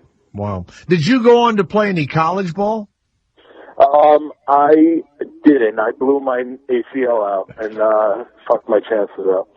Right. And your dad he would yell, would he be rougher on you than anybody else? Jay, I can tell you, he was a semi-pro soccer player, and I played soccer my whole life, and I played middle center half, I guess they call it now, and he needed a goalie. Totally got hurt. I called. This was the first time. I called. He said, "Listen, you got to play goalie." I said, "All right, I'll play goalie." And I said, "I really don't know how." I dove on the ball. Guy kicked me in the face. It was the first of 7 times I've been broke. My nose has been broken. Mm-hmm. And I came out. My mother was sitting there. She was crying. And he came up to me and he goes, "Hey, what are you doing?" I was like, "Man, it fucking hurts. My nose is on the other side of my face." He grabbed my nose and he broke it back. Oh my God. And I almost passed out, and then my mom was crying. She was profusely crying. Wow. And about 10 minutes later, he came up to me. He goes, "How you feeling?" He goes, I was like, "Man, it really fucking hurts." He goes, "Yeah, I still need a goalie. Get back out there." And, so he coached soccer and football, your dad? Yeah, he coached. Not for nothing, he was probably the best dad ever, but he coached me in soccer and football, both. Which, so you love your dad, and I know you wanted to please him, but did he ever, after he hit your mom in the face, did he ever re-break her nose for her? Did he ever pull that back? Never hit my mom. Listen, my dad hit me one time, not twice. One time I was hitchhiking, and he came, and I had my thumb out, and he fucking busted my ass with a stick and hit everybody else that was hitchhiking with me. And then the other time he beat the other. Wait a minute. He beat the other hitchhikers. He beat all the hitchhikers. It was me and 4 other people, and we were like, "All right, let's hitchhike. That'd be cool." And we weren't allowed to go past the post office in our town, so we walked up there. It was only about, I would say, 7 houses away, and we were sitting there, and my father pulled up in like a 71 Nova, that like fucking tea green Nova that they used to have. And he pulled up, he saw us, and he fucking locked them up, and then did in reverse and spun the tires back. He goes, "Everybody, get back to my house." And everybody was like, No, sir, we don't want any." He goes, "No." He goes, "Everybody." He goes, "Not just my son, everybody back to the house." He lined us all up, and it was like a limb that fell down from the tree, and he lined us up, and he hit us one by one. And he kept on moving me back, like 1-2 people back. Jesus. It was like 5 of us. And then he did like a Tasmanian devil spin and fucking broke that log over the back of my leg. I'll tell you what, never hitchhiked again. Well, it sounds like a wonderful dad. Are you ever? Is your dad passed away now? Is your dad passed away? My dad has passed away now. Yeah. Do you fear that that when you go to his grave, his hand may come out of the grave and grab your ankle? You ever fear that? I go to my dad's grave on holidays, and I pour a shot of scotch, and I hate scotch. I'm a Southern Comfort man myself, but I pour a shot of scotch and do a shot of scotch every time I go, every holiday. Do you pour it into the ground? Yeah, just like, So your dad's skeleton can suck in the scotch. Right. All right. Christina, if ever I die, I want you to go to my grave and squat on it. You got it. I was planning on doing that anyway. Yeah, and you know what though? Don't do anything. Just sit there for a while. Just with no underwear on. Just with my meat there. flaps. So you could look up. And you know what the inscription will be in my gravestone? I wish the fuck I was still alive. That's what I plan on putting there. Well, look, Lance, this is just such a lovely conversation. You struck a woman in the breast playing football. Your father made your mother cry when your nose was broken, and then he beat 5 of you with a stick. What a lovely. You know what? Welcome Let's to go. my childhood, Let's Garrett. go, cool dad. Let's go, cool dad, Garrett, for Lance of New Falls. All right, Bob. Lance of New Falls. Yeah. Thanks, girl. Cool dad. Cool dad.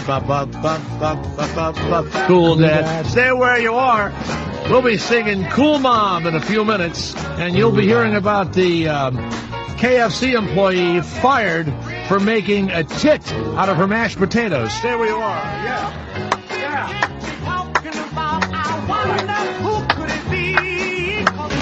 The Jay Thomas Show. Afternoons. Indy. Sirius XM 104.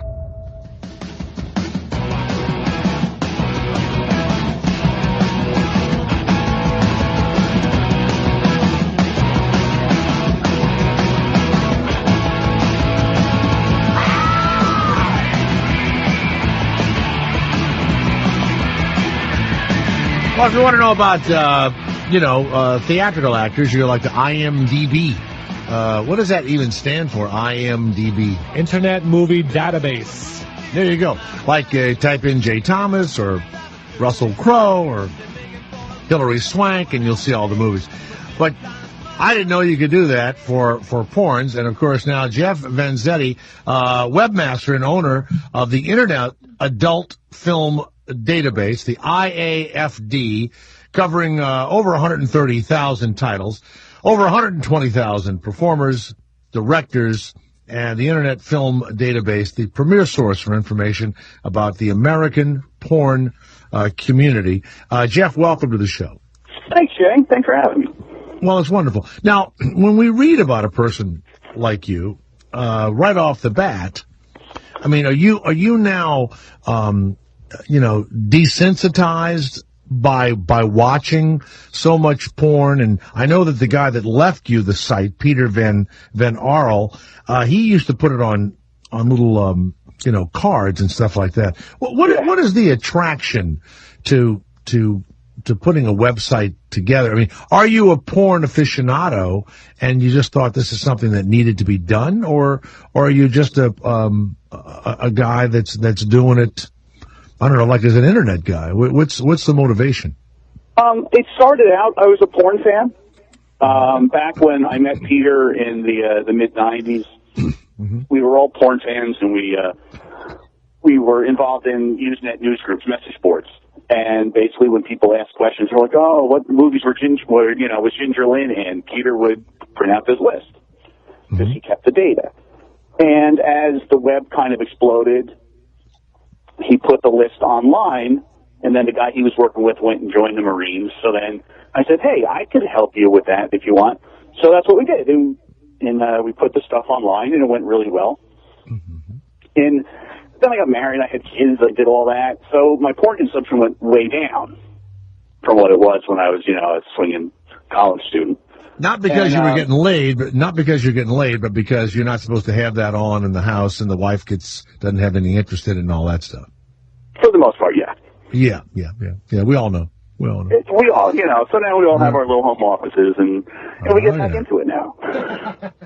Now, when you and Peter would be sitting there, it would be weird for me to look at a bunch of porn with another guy. I mean, do you really see like techniques, or in your estimation, who would be the best female porn actress? The one that maybe would deliver a line that was kind of cool. Every now and again you see somebody that's kind of good.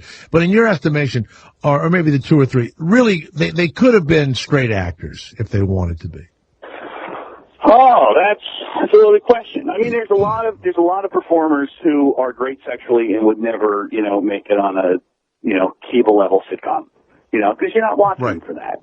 So if you talk like acting chops, you have to go back to like the mid '80s when it was really important for them to be able to act a little bit so they didn't get busted for obscenity. Oh, is that what it was? That if there was a plot I was wondering why they went to all that trouble.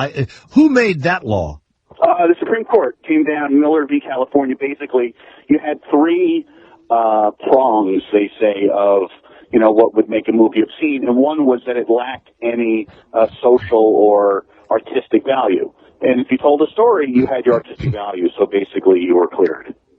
So is that over now? You don't need to have artistic value? No, it's all still there.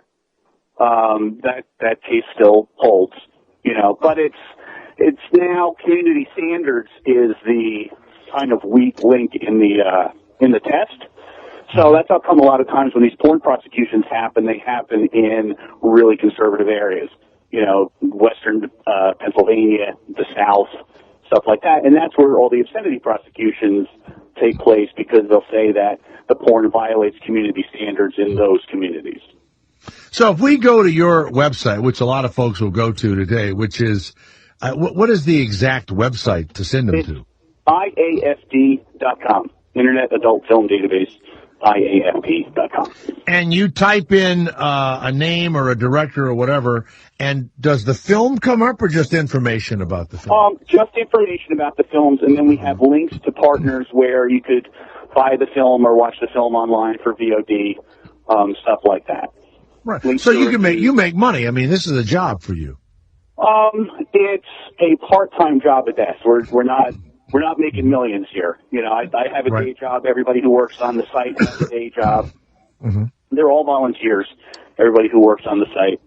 Are you in some sort of, is it you in the Hall of Fame, or Van Arl was in the Hall of Fame? Peter's in the Hall of Fame. The XRCO, what does that stand for?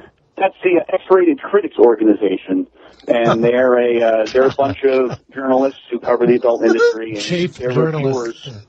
Wait a minute. You're so funny because you're so fucking serious. That's what's so funny. I mean, you're like and so, you've got, 18,000 gay titles and 40,000 gay performers. Have you ever worried about yourself? You're watching gay and you're doing it for, internet reasons and all that. And you get a hard on. You ever go, holy shit? You ever do that? Happily, I don't have to worry about that because I have a guy who just handles the gay stuff. Oh, okay. Personally, this isn't a work of, this isn't just me. I'm not sitting in my basement for, 20 hours a day just watching porn and typing with one hand, It's probably ruined it. It's ruined it for you, hasn't it? Probably. A little bit, Yeah. Like anything, you don't want to see how the sausage is made. Now, here's the other thing. Behind the scenes, it's always disappointing. And I mean, I guess it's true about making a movie, any kind of movie. But have you been to a lot of porn sets? Have you ever seen a porn being made? No, not firsthand. Really? Yeah, I just, I graduated with a TV degree in college, so I know how TV is made. Yeah. And that's fine for me. It's made the same way. It's makeup and cut and the ones that have a plot and all of that, But what is amazing is before Viagra and before Cialis and everything else, how did those guys keep their cocks so hard for so long? It was a talent, and that's why there weren't that many of them. You're right. There weren't a lot of guys, and there still aren't a lot of guys in porn, though the little blue pill has certainly made it easier, to keep your wood up. Well, wait a minute now. If you go online to Germany or to Scandinavia or the Balkans or whatever, you see a lot of different guys, and they sure seem to be going a long time. I mean, the free porn has almost destroyed the database, I'm sure. And so you're in the histrionics part of it. But I would imagine that there's tons of Viagra and Cialis being used. Oh, of course there is. Today, modern day, yeah, absolutely. Right. Absolutely, and there's Cadverject, which is an injection. And what is it called? Wait a minute, you broke up there. What is it called? Cadverject, which is Cadverject. CADVERJECT, I think. Yeah, Cadverject. That's another erection enhancer. Where do you put it? We talked to injected right into your cock there. Yeah, get out of here. We talked to a guy that did it, and they did too much, and then had to go to the hospital because he was stuck with a hard on. No good. Please, take the pill. Now, these terms apply to women only. A2M. Ass to mouth. Takes a cock from an ass to the mouth. Now, how come you guys don't go with the popular ATM? That was one of those things that the online community had started to use it as A2M, so that's how we. I got you. Yeah, you know, and it's also to avoid, you know, the confusion with the Mac machines.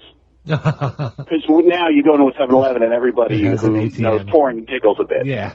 Yeah. You know, Takes a cock from an ass to the mouth in one fell, unedited swoop. Yep. That's right. Wow. There can't be any wiping. No wiping off.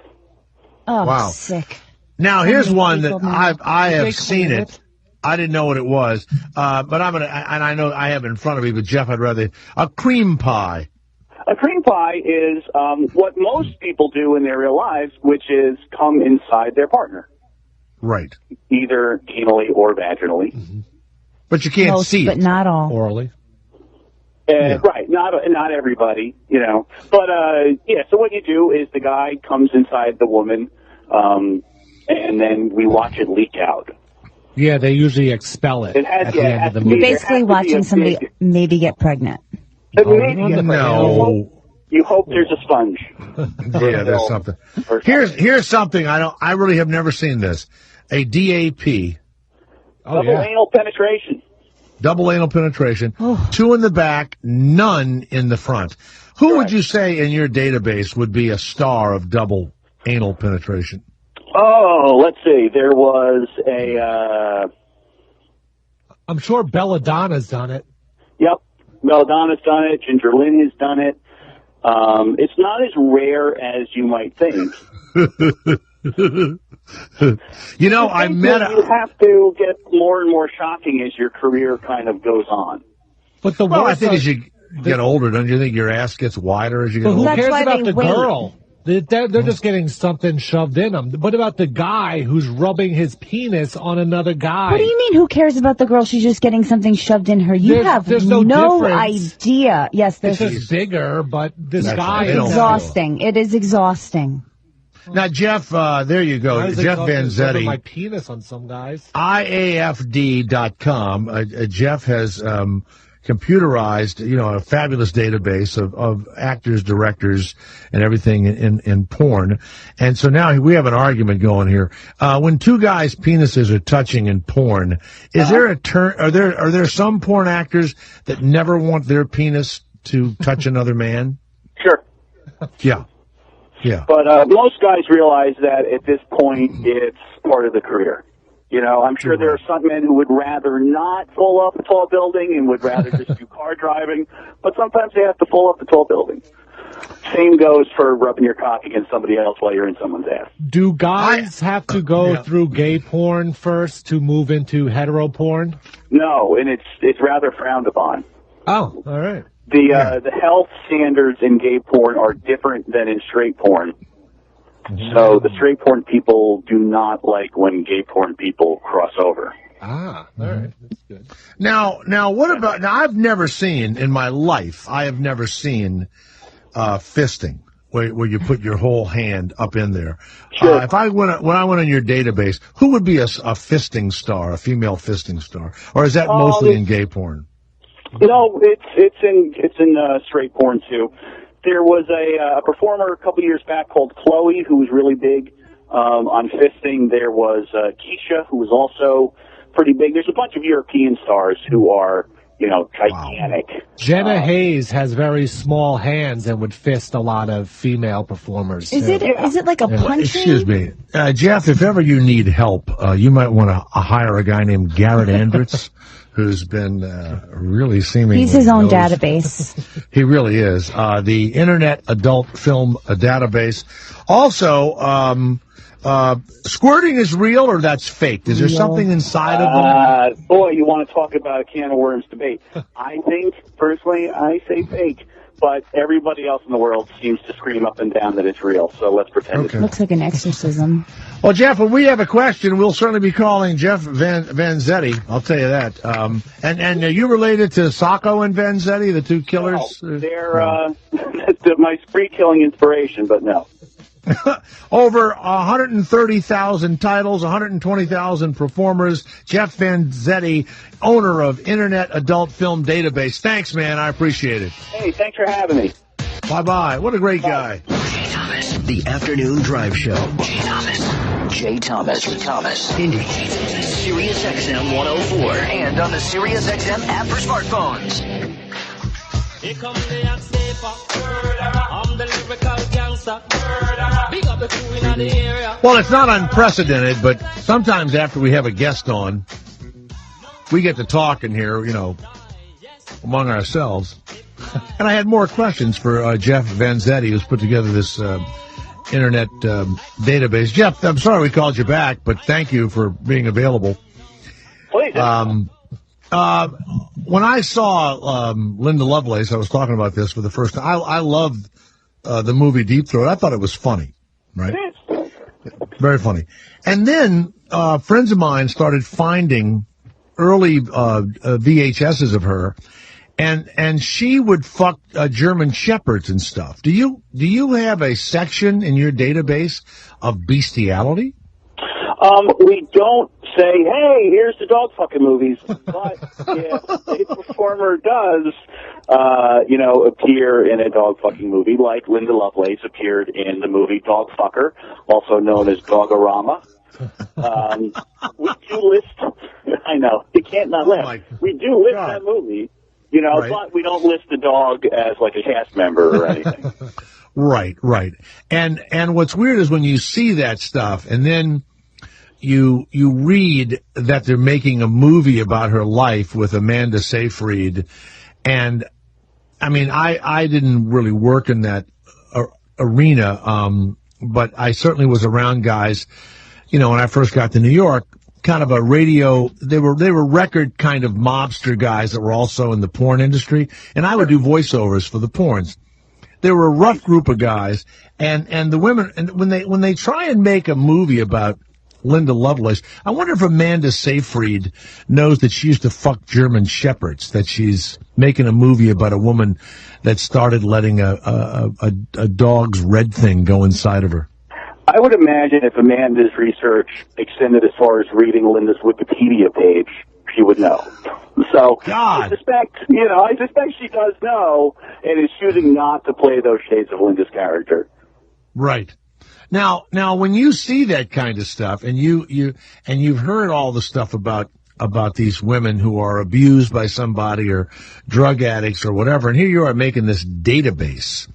Do you ever go, I'm making a database of perhaps the most injured group of performers ever established in the world? Yes, it's soul crushing sometimes. It is. It is. Yeah. It is. And what happens to them, like when they get old? Sometimes they have awesome, happy careers post, porn. Some of them stay involved in the industry in some way. I mean, you've got, Chrissy Canyon and Ginger Lynn who have the show over on Radio Sex on XM, and they're having a great post-porn career. And then you have others that don't fare as well, who either end up in drugs or dead or, whatever. And then others just fade into obscurity and have nice kind of happy lives until, the one day when somebody at the PTA was like, hey, my husband remembers watching you in high school, and then all shit shakes loose. And then I get an email saying, well, you got to take down my page. And, then things get complicated. Do you take the page down? No.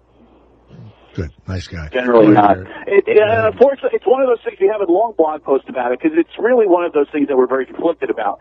On the one hand, the information's out there. It was found. It's not going to be unfound. You're not putting the toothpaste back in that tube. And chances are the movies you appeared in, you can still buy. So me taking the page down isn't going to do anything to erase your past. Okay. There's just too many things out there to stop it. And our site, whether or not your stuff is there, it's not going to matter. Your community has already found out about it. Best thing you can do is own up to it. Say, I was young, rebellious, crazy, or I was in an abusive relationship. This kind of happened. Learn from my mistakes, or own it and say, yeah, I did it. Whatever.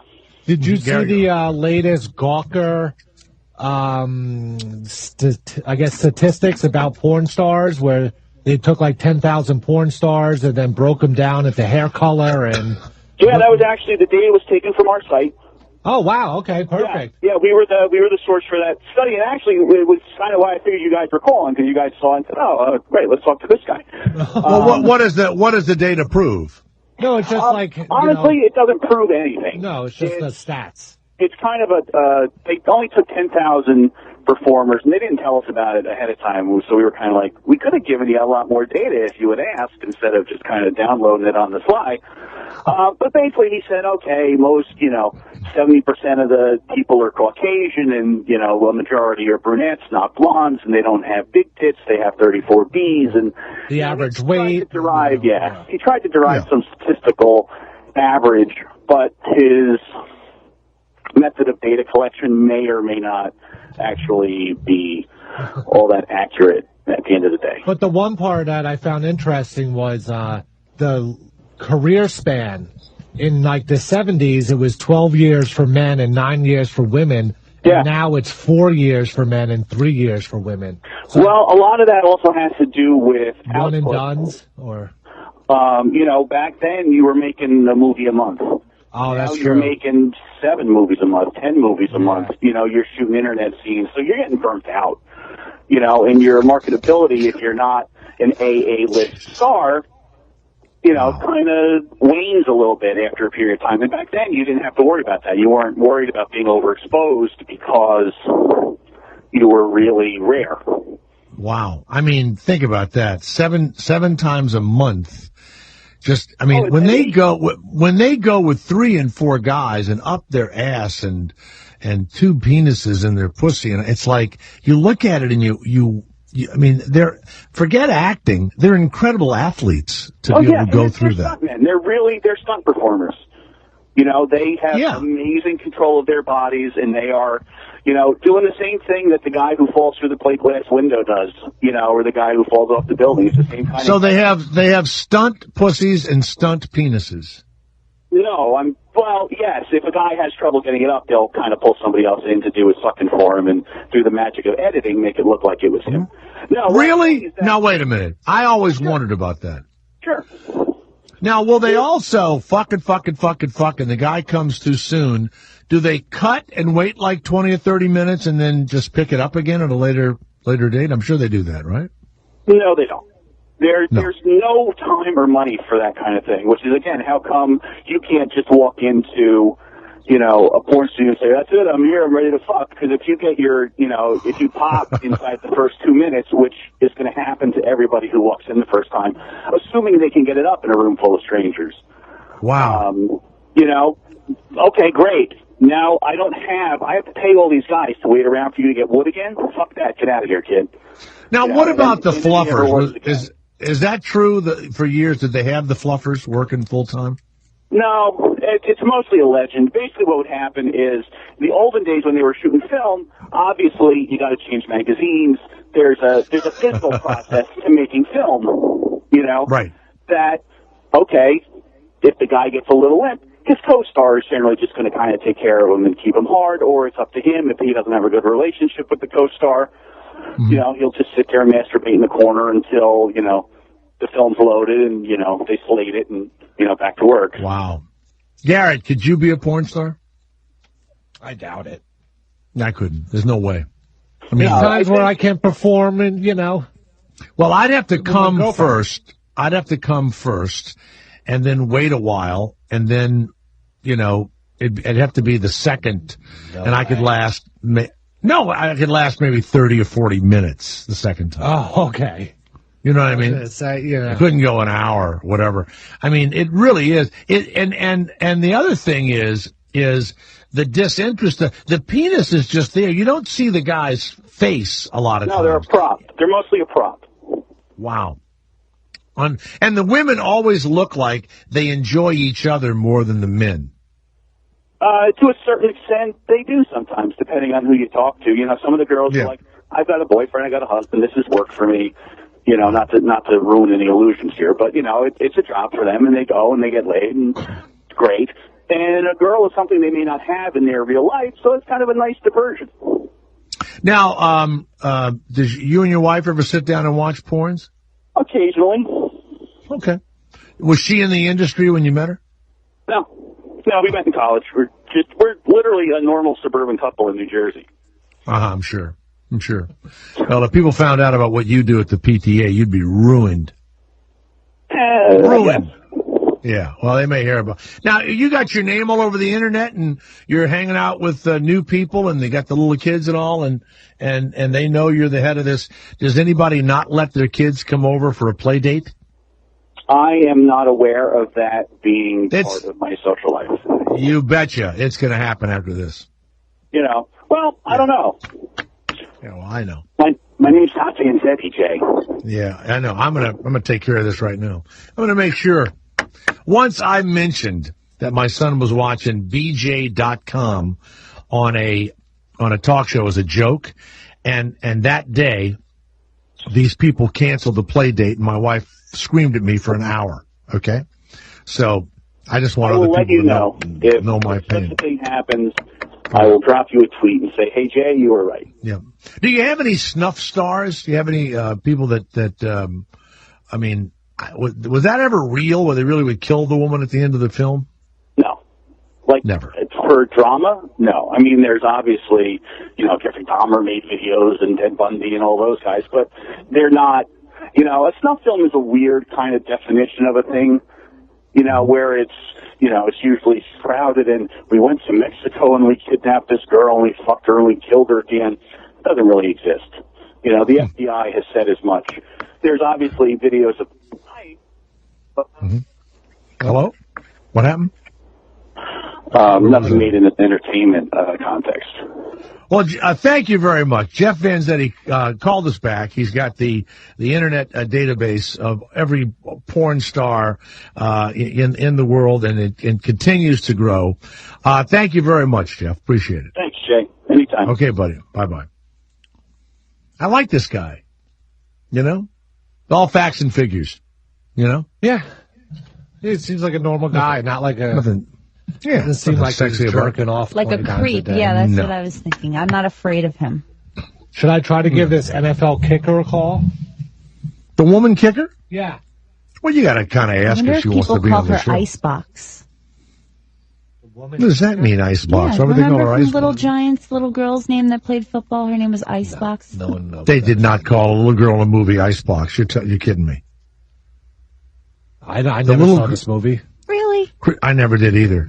Christina, Totally. the little girl's name was Icebox. That's kind of weird, because a box is a term for a girl's vagina, and a woman that doesn't like the screw is called an icebox. That's weird. I seem to recall. Now, you sure it wasn't refrigerator? No. Yeah, her name was Becky O'Shea, and she was Rick Moranis' little daughter, and they called her Icebox, and she played on her uncle, who was Ed. What's his name from Modern Family and Married with Children? Ed O'Neill. Was she cool under pressure? Was that why? She was the shit. She was better than any boy on the team. Garrett, I'm sure, and of course, when the writers wrote it, they knew what they were doing. Yeah, she was the best at kicking, because no one cares about kicking. Maybe not. I don't know the specifics of the movie, but I know that she was a little girl on a football team, and she kicked ass. All right, we'll call that girl a kicker. This just came in to jthomasshow at Gmail. Dear Jay, Howard has on the biggest stars in the world. Cavino and Rich had on one of the most wealthy men in the world. You have a guy on with dirty map names and a porn database. Do you live near End of My Career, California? Shut up. I don't need all those people. By the way, we had invited a congressman on, Mrs. Rain Brown. Trying to see what state she's in. She wanted to stop nipples from being shown in public. I guess it's in South Carolina. And instead of coming on the air, she sent us a statement. Dear Ms. Bushy and the Jay Thomas Show, that's Andrea's name. HB 34 changes no law, amends no law, and creates no new or different penalties. These are these women that want to show their tits because men get to have their shirts off. This comes from, I think, Asheville, North Carolina. With one minor change made by the Supreme Court, the law is today what it was 40 years ago.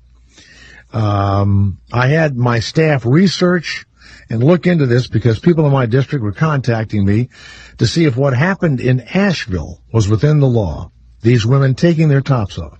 And I've learned that under state law, what had occurred was illegal.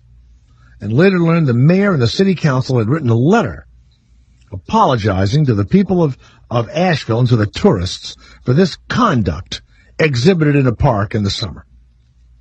And they've asked the legislature to clarify. Can you believe they're going to spend money and voting?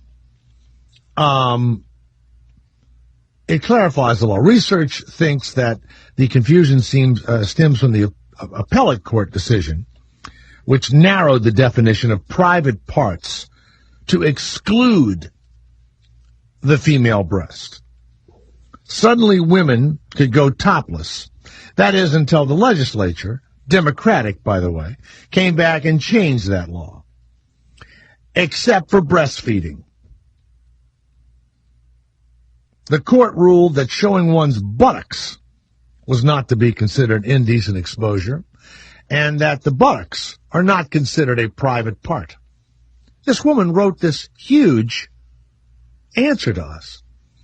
However, they gave the definition of private parts as organs of excretion or of sex. We wanted them on because she's trying to pass this law to keep women from showing their tits in public. She goes on and on. It's like 2 pages. This comes from Brendan Bailey, legislative assistant to the North Carolina House of Representatives office of Representative Rain Brown. That is pretty wild that they're going to waste all that time. Now, not many women would do it, but Christina, if I don't think it's against the law in New York, and you're not going to show your breast anytime soon, right? No, I'm not. No. I don't want my nipples exposed, especially if it's cold outside. It's not American. It's European. You know what I mean? It's the the Europeans like doing all that. No one cares. You go to Europe, you go to Germany, you go Spain or whatever, and it is disconcerting. I will be, I told you I went to Brussels and got up to the swimming pool, and everybody was topless, and I'd never been to Europe before. I had to stay in the water. I couldn't get out of the water. I got a Coke. I'll never forget this. I got a Coke, and I just kind of floated around by the ladder. That's what I did. And they were all speaking French and smoking cigarettes and this and that and blah, blah, blah. And what was weird is that the guys are all laying there in these kind of Speedos. The women are all topless. And they're just all having conversations and talking and the cigarettes. So I guess they did it since they're little kids. It just didn't mean anything to them. I was in total fucking shock. Total shock. And, of course, all I was doing was, like, snake-eyeing everybody, Oh, yeah. Looking at this They one. could probably pick out the Americans just because they could see the uncomfortableness. Mm-hmm. Plus, we're the only ones that wear white sneakers. I put my my mouth and my nose below the water and just had my eyes, Garrett. Just peeping. Yeah. It's like a crocodile. Nick Gonzalez, also known as porn actor Donnie Wright, has been arrested. Garrett, do we have why Donnie Wright was arrested? Looks like he was in Louisville. He decided he needed to break into a fire station. I think we have maybe a news report of that, Garrett. Speaking of porn actors. Now, he's a gay porn actor, 27 years old, and they did arrest him. 11, a strange arrest at one of the Metro's busiest firehouses. Tonight, the firefighters involved talk about the incident, only to Waste Tree's Matt McCutcheon. As firefighters, 15 years, 12 years. They're used to intense and bizarre situations. But it's actually what happened inside their own downtown firehouse. this is probably the craziest thing I've ever been involved in. That may take the cake. I heard some loud banging outside. The whole firehouse got a rude awakening around 4 Saturday morning. Initially, I thought it was the dumpster man coming into the dumpster, and I quickly realized it's not the night that he runs. I thought someone was throwing something in the dumpster, and it continually got louder and louder and louder. They then thought someone was in crisis and needed their help. Sergeant Douglas Hepner's bed is upstairs right beside this fire pole. As I popped the pole, that's when the glass shattered, and I saw someone jump through the glass window. He looked like he jumped head first through the window. Exactly what it was. The glass shattered and he come flying in head first. And then I just saw him take off running. Once we found out that the intruder was still in the firehouse, all members searched the firehouse very rapidly, and that's when I came across him. Down this long hallway, they found him in the locker room. Right there on the floor. Firefighter Michael Davenport made the odd discovery. A police report says 27-year-old Nicholas Gonzalez was in the midst of a sex act when he was found. He never even acknowledged that I was there, continuing with a lewd act. And that's when I grabbed him by his shirt and drug him out. Police were there in a matter of seconds and hauled him off to jail. We just kind of an adrenaline to get down and see what in the world is going on. Then after the fact, it was kind of, it could have gone a different way. Every day is a brand new day for us. I'm sure this story will long live. Out here live at 11, you can actually see the window in the garage door that Gonzalez is accused of busting out to get inside the downtown Louisville Fire Department. All told, police say he caused a little under $1,000 worth of damage, but still a rude awakening for the men and women who do so much for our community. Oh, stop Gonzalez it. is facing charges of criminal mischief, public intoxication, criminal occupancy. We are live at 11 in downtown Louisville in Jefferson County. Matt McCutcheon, Wave 3 News. He was jerking off on the equipment. That's what he was doing when they got him. All right. He was jerking off on top of one of their helmets. Wow. I'll show you a fire hose. I don't know. He broke in. Apparently he was by himself, and he was walking by the fire station. He got a hard on and decided he needed to jerk off, to on top of all the equipment. I don't know, but I've never had an urge to jerk off while I'm outside. I was just going to say, what would trigger that? Because I know, young boys, you get boners all the time. You just spring them up out of nowhere. But a grown man doesn't usually. Yeah, they do. Yeah, still do. Yeah, you're walking but around. You can't control it. No, not really. It just gets hard. No, I mean that you masturbate. In the hospital, Not really. the nurses used to come around. I guess to start World War II or whatever. They'd come around with a cold spoon and they'd pop the head of it with the spoon. Yeah, there's a pressure point or something that nurses know too underneath. Yeah, there's a pressure point. Yeah. Mm-hmm. A KFC employee has been fired for making a boob-shaped mashed potato. Oh. And licking it. How realistic was it? It's pretty cool. Can you show him the picture, Christina, please? And the KFC employee in Tennessee is out of a job after photos of the culprit making out with a plate of mashed potatoes ended up on Facebook. The mashed potatoes were not served. They were arranged like a woman's boob. The former employees can be found licking what would have to be considered an underboob of the mashed potato memory before throwing it into an oven. Why would they throw it into an oven? They must have served it.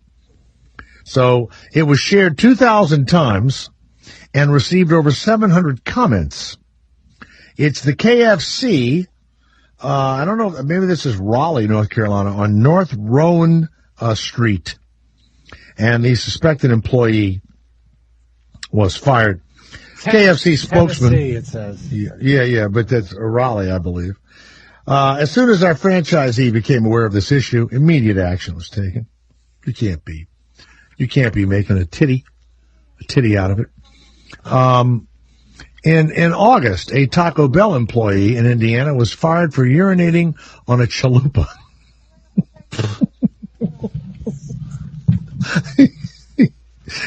The word chalupa, man, that's just funny. Pissed on a chalupa. A Burger King employee has been fired for standing in a container of lettuce. Ew. That's the weirdest one. He's just got both of his feet in these two plastic containers. It's almost like he's trying to squeeze the water out of them, but he's in his shoes. Ooh. And Christine, did you hear about the guy that urinated on a chalupa? No, I Taco didn't. Bell? Yes. Yeah. Cameron Jankowski allegedly posted a photo of himself pissing on a Taco Bell chalupa.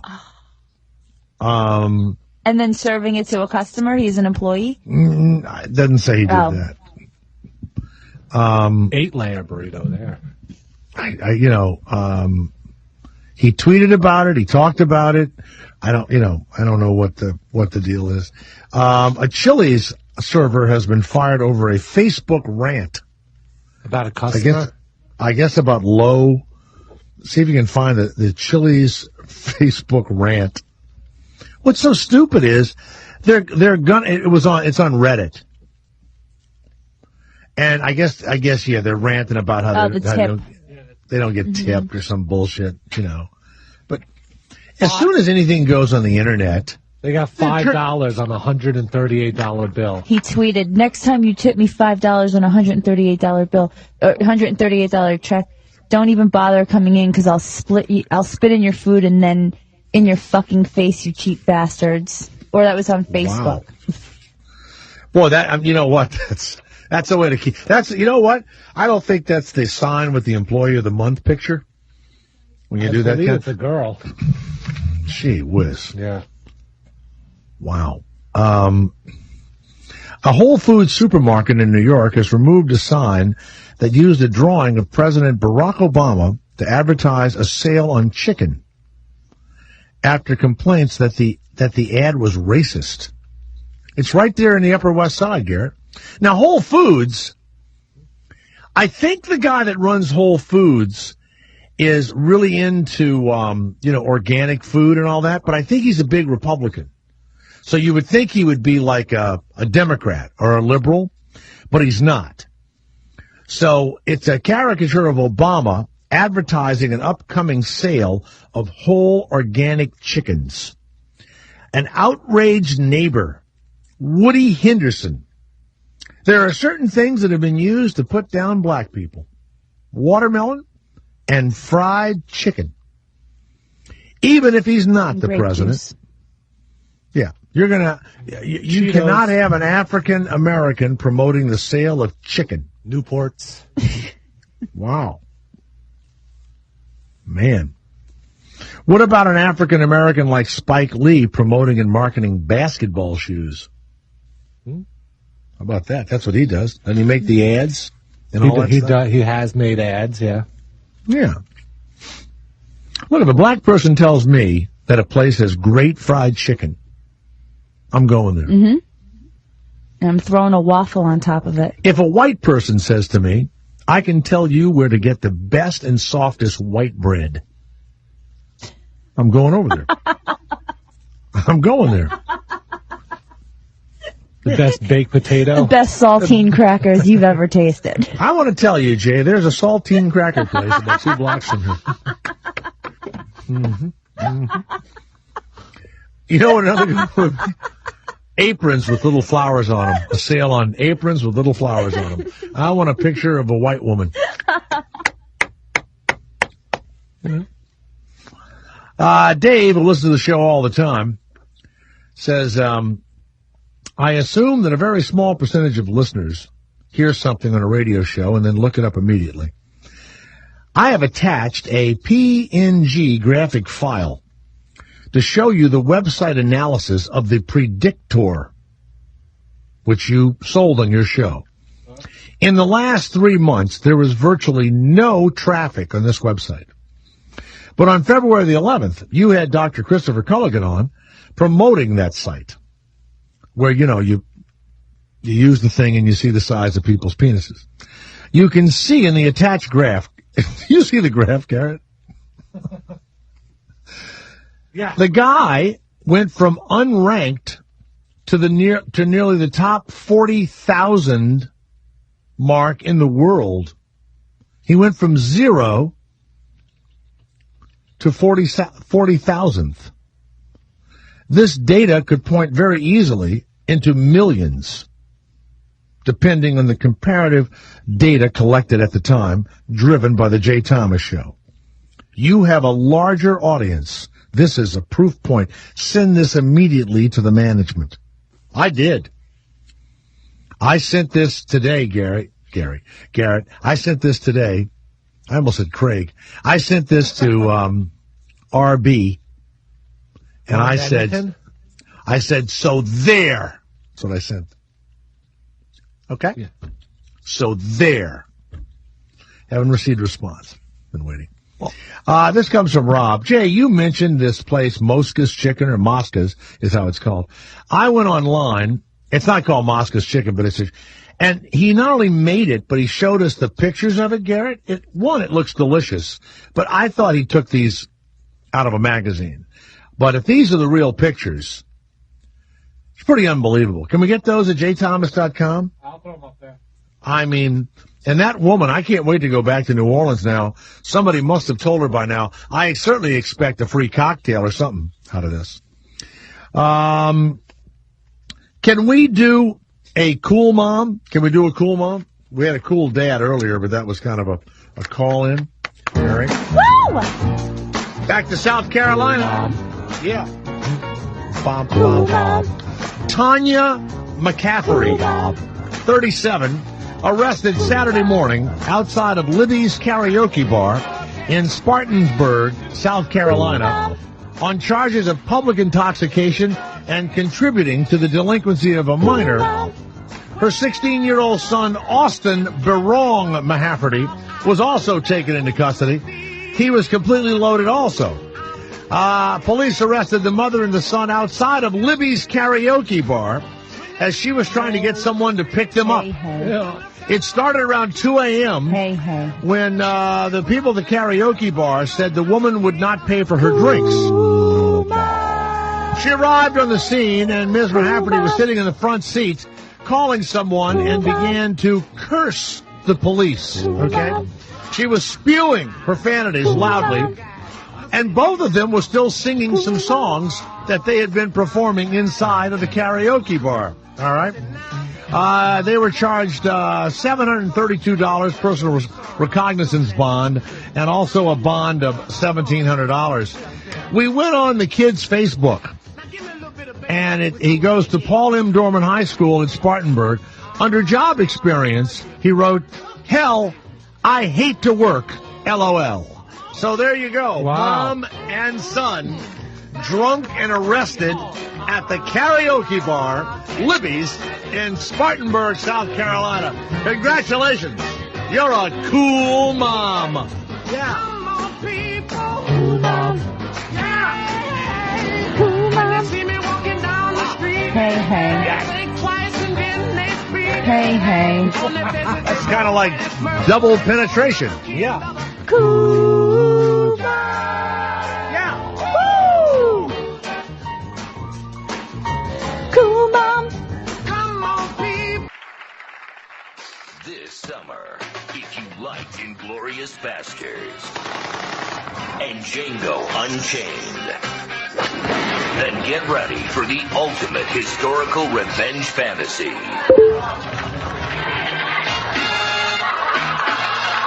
Guess who's back? Jesus uncrossed. He's risen from the dead. Did you miss me? Get him! And he's preaching anything but forgiveness. He may be wearing sandals, but he can still kick ass. Jesus H. Christ! The H is silent. With Brad Pitt as St. Peter. I need me 11 apostles. We're going to be doing one thing and one thing only. Killing romance. Roman will be disgusted by us. Roman will talk about us. And the Roman will fear us. Each of you owes me 100 romance scalps. Ving Rhames as Pontius Pilate. Jesus. Oh, I ain't done with him by a damn sight. I'm gonna get Old Testament on his ass. And Samuel L. Jackson as Judas Iscariot. Jesus! Oh, Chill, man. Chill. When you get to heaven, say hi to my dad.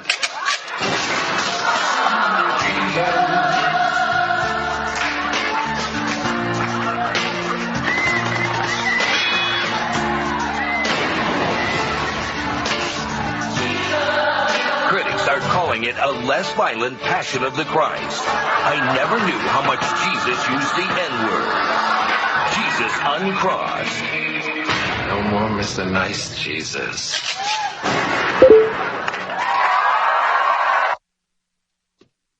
Most downloaded SNL bit ever done.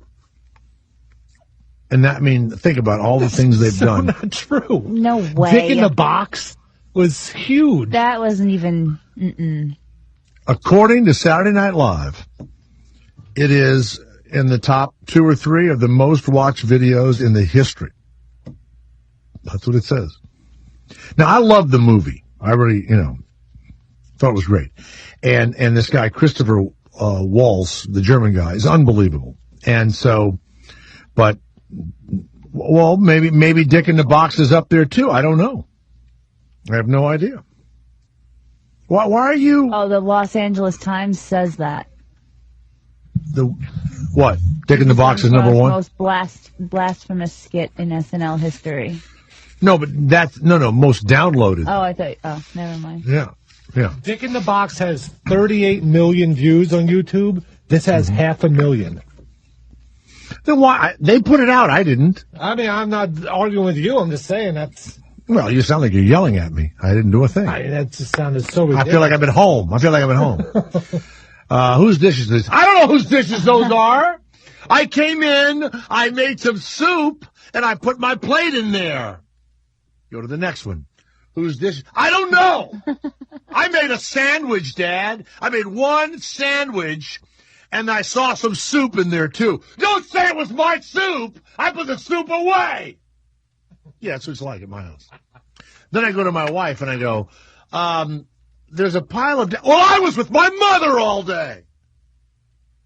So I assume that 5 or 6 strangers came into my home, cooked a full meal, and then left the dishes. That's what's left for me. Well, you'd leave your front door open, so I wouldn't be surprised. So I say that to the 3 individuals and the 2 cats that live in my home, and they all leave the room, and I have to do the dishes. It's the same thing that you were just doing. You're one of those. You're defensive. Well, 38 million and 500,000. I don't know. I just was reading something. That's all. Joe says, Jay, you were accusing the gun nuts of being guilty of treason. They're guilty of sedition. Oh, I like that. Treason is levying war against one sovereign or state or giving aid and comfort to the enemy. Sedition is stirring up rebellion against the government in power. Sedition is encouraging one's fellow citizens to rebel against their state, whereas treason is actually betraying one's country by aiding and abetting another state. Thank you, Joe. So, when those seditious, I like that term, when those seditious individuals try and start riots and stuff against the state, I'll be there as an anti-seditionist. Yeah.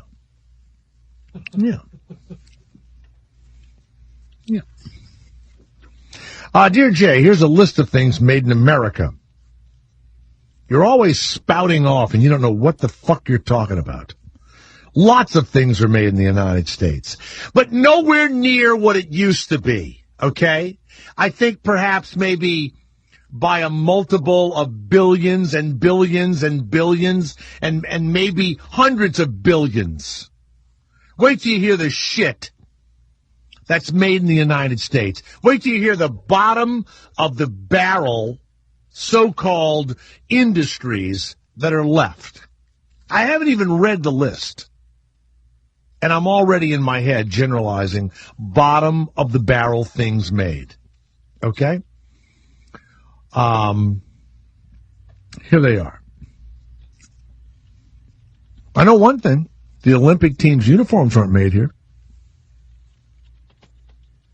Okay. We don't got time for that shit. We got better, bigger things to do than make uniforms and sneakers. Archival bags, apparel, and blankets. You know Archival, Christina? Archival? No. Arnie Mason leather carrying cases. Black box case. He makes all these cases. Pendleton. They're a European company, aren't they? Pendleton? No clue. Pierpont Hicks makes ties and bow ties. Randolph Engineering does glasses. Summit Creek Dry Goods makes wallets and keychains. I've never heard of any of these. Archival Clothing. No?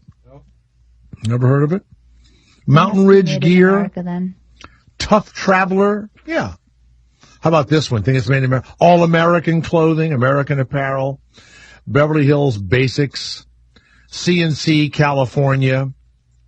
Hanky Panky. Yeah, it's like little tiny companies, right? It's the way the world's moving. Footwear. Alden. Allen Edmonds. Caps. Monroe Shoes. Red Wing Heritage Line. Headwear. The Bowman Hat Company. Walls Caps. Stetson. It's not much, I'll tell you that. Case Knives.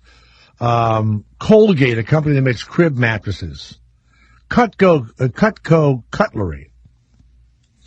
XL Hand Dryers. That's because in foreign countries, they don't wash their hands. The Indians and the Chinese shit in the street and then wipe their foreign Hindu, Chinese, communist crap on their hands and just go about their business and let the flies eat under their fingernails. One hand for wiping, one hand's for eating. There you go. Yep. The Itsy Bitsy Ritzy Shop furniture makers. God, it's nothing. Nothing. Perfect Play pet toys. Simplicity Vacuums. Steelman Cycles. They do make motorcycles here. The U.S. Flag Supply Company. And Wholesome Hide. You know what Wholesome Hide makes? And the clue is going to be Christina and Garrett. That's the clue. All right, let's go around the horn. Wholesome Hide. Wholesome Hide. And it's something that you two guys do every day, and it's something that I never do. Ever. Oh, that's never do. answer. Yeah, too. This is a big part of your lives. Is it you never do it because you're on the radio and you don't want people to know you're doing it? Okay. Nope. No. In my life, morning, noon, or night, I never do it. I have no need for what this company makes. Wholesome Hide. Christina, what do you think it is? A lighter company. Lighter, smoking company. Very good, because you're both marijuana cigarettes. addicts. Oh, no. She's way off. Wow. Way okay. off. Mm-hmm. Something poor people need that rich No, people not poor don't. people. No. No.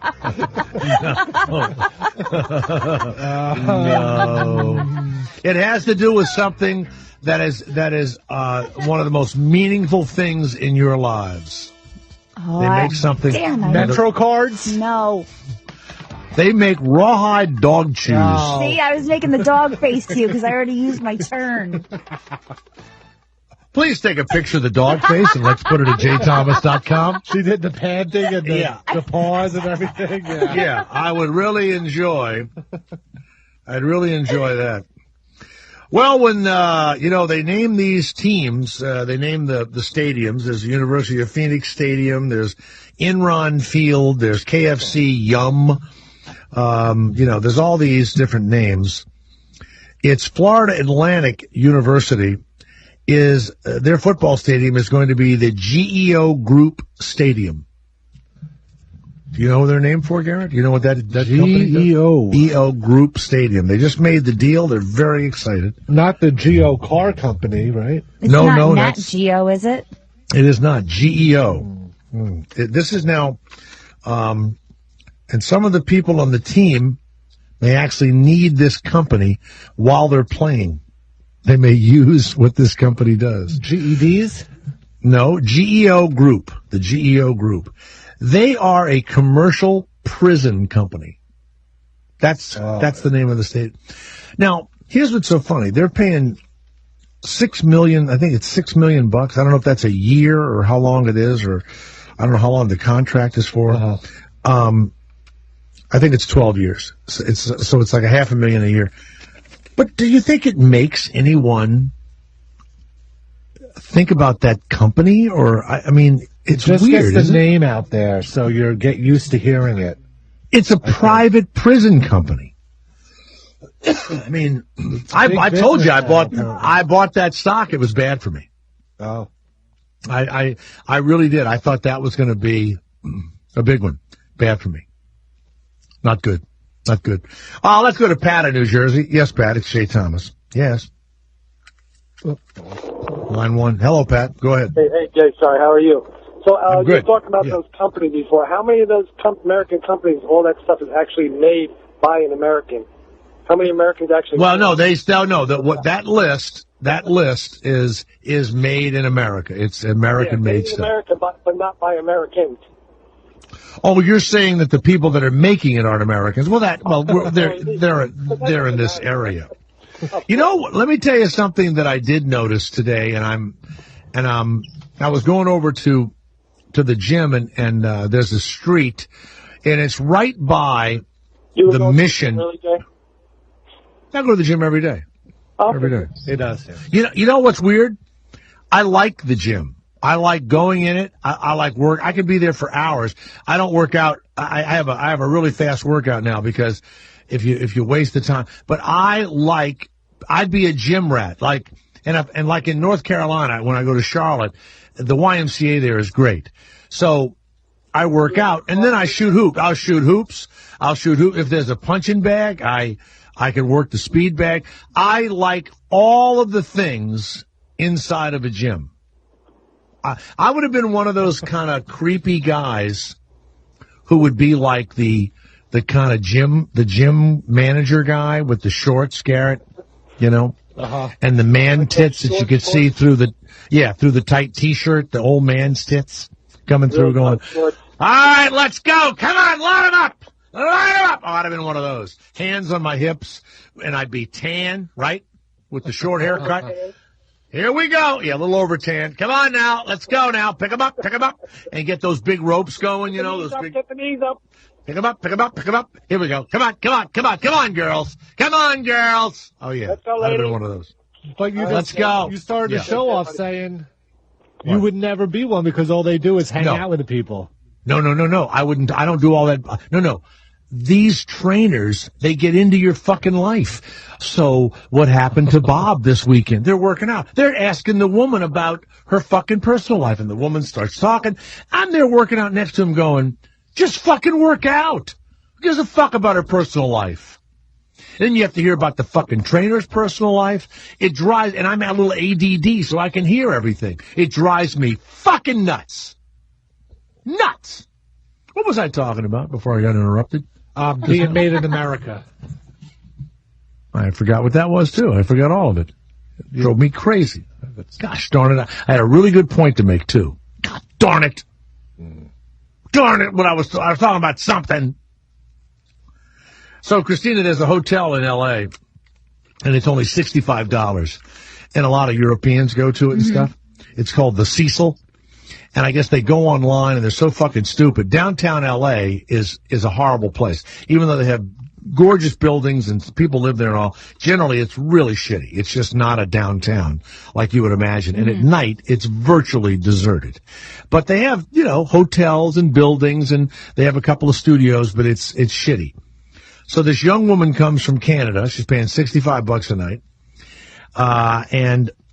And they redid it for millions of dollars, and they still have trouble there, this place.